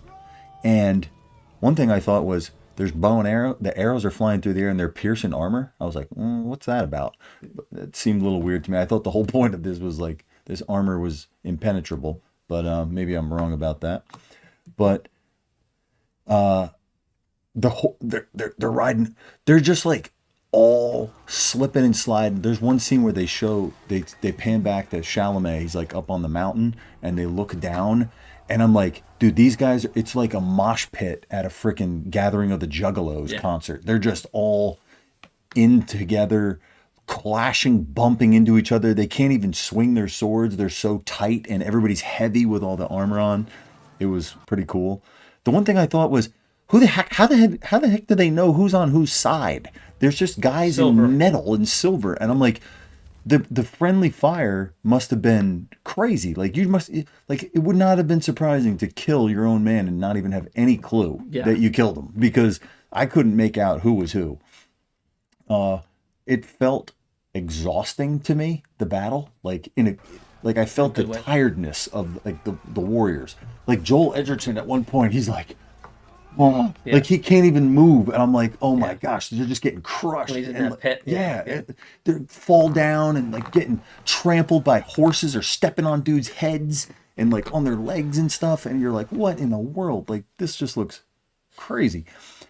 It reminded me of the Battle of the Bastards from Game of Thrones, Yeah. if you remember. Yeah. It was just Yeah, like that's just what I thought. dudes getting Best crushed. battles ever. Piled. It's one of the Yes, best battles one of the ever. best of all Yeah. time. But like that's what it reminded me of a little bit.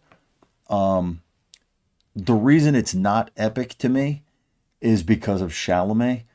I'm not buying 115-pound Timothy Chalamet coming down off the mountain and killing 20 This dudes part where he's by running. himself with not even any no helmet on, and like I'm just not buying it. Yeah, when like the one guy took his helmet off, I was like, "What are you doing?" Yeah. Like you were saying, like you got like they're depicting arrows flying through the air and Yeah. and going through, like don't put your helmet back on. yeah, I'm sorry, not. go ahead. I'm just that, and like, but the scene was cool enough, and he was great. Like in how he was doing it, it was cool. Yeah. It was still cool to watch, and I liked how he was killing guys. Like he just went from one guy to the next, and okay, you're supposed to be portraying the king. Like okay, I get it. Like it was enough. It was cool enough to me to overlook the fact that I wasn't 100% buying it as like him physically dominating these guys. So I give it an amazing. Ooh. It's a great scene. Okay. Amazing.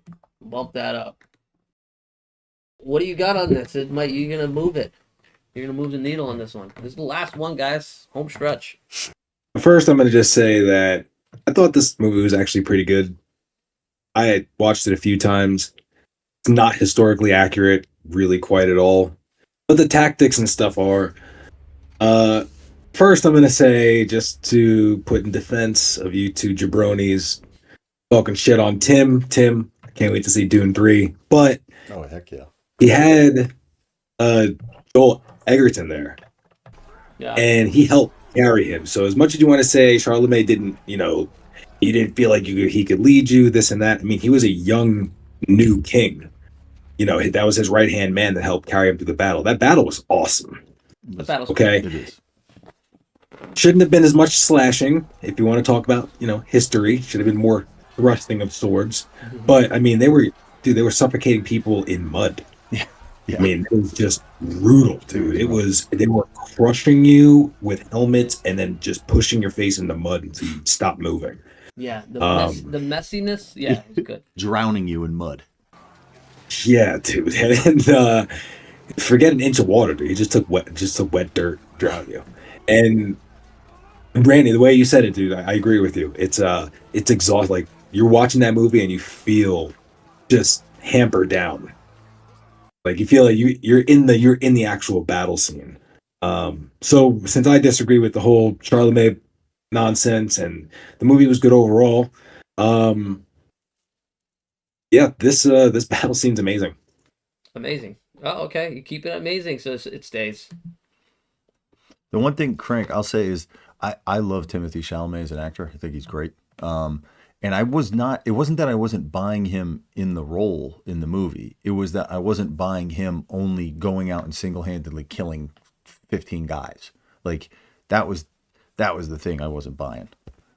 Well, but what makes it more believable is the way they talked about it is because they were all weighed down. That's why he took the helmet off and they were all had less armor on. So it made That's it more true. believable using agility wise. Yeah, he did come in later too, so they were already Yeah. tired, and he probably could have got away with more. Yeah, apparently I mean, he had, he like, was pretty That's badass, like not in real life. crazy. Yeah. I was saying that the weapon he had was crazy too.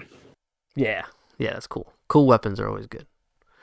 Well, guys, it's 11. It's we went ham. Historical epic war movies. We had a Yeah, historical man, I epic told you. podcast. What happened? This is your fucking fault. Nah, it's all. I didn't pick this many movies. It's Brandy's fault. I did ramble on a lot. That was Brandy's good, fault. guys. That was great. Bones, thank you very much. Randy, thank you very much. Thank you for coming on. Thanks for having me. Thanks for special guesting. Sure thing. I appreciate your guys' input always. I value it. That's why you guys are on.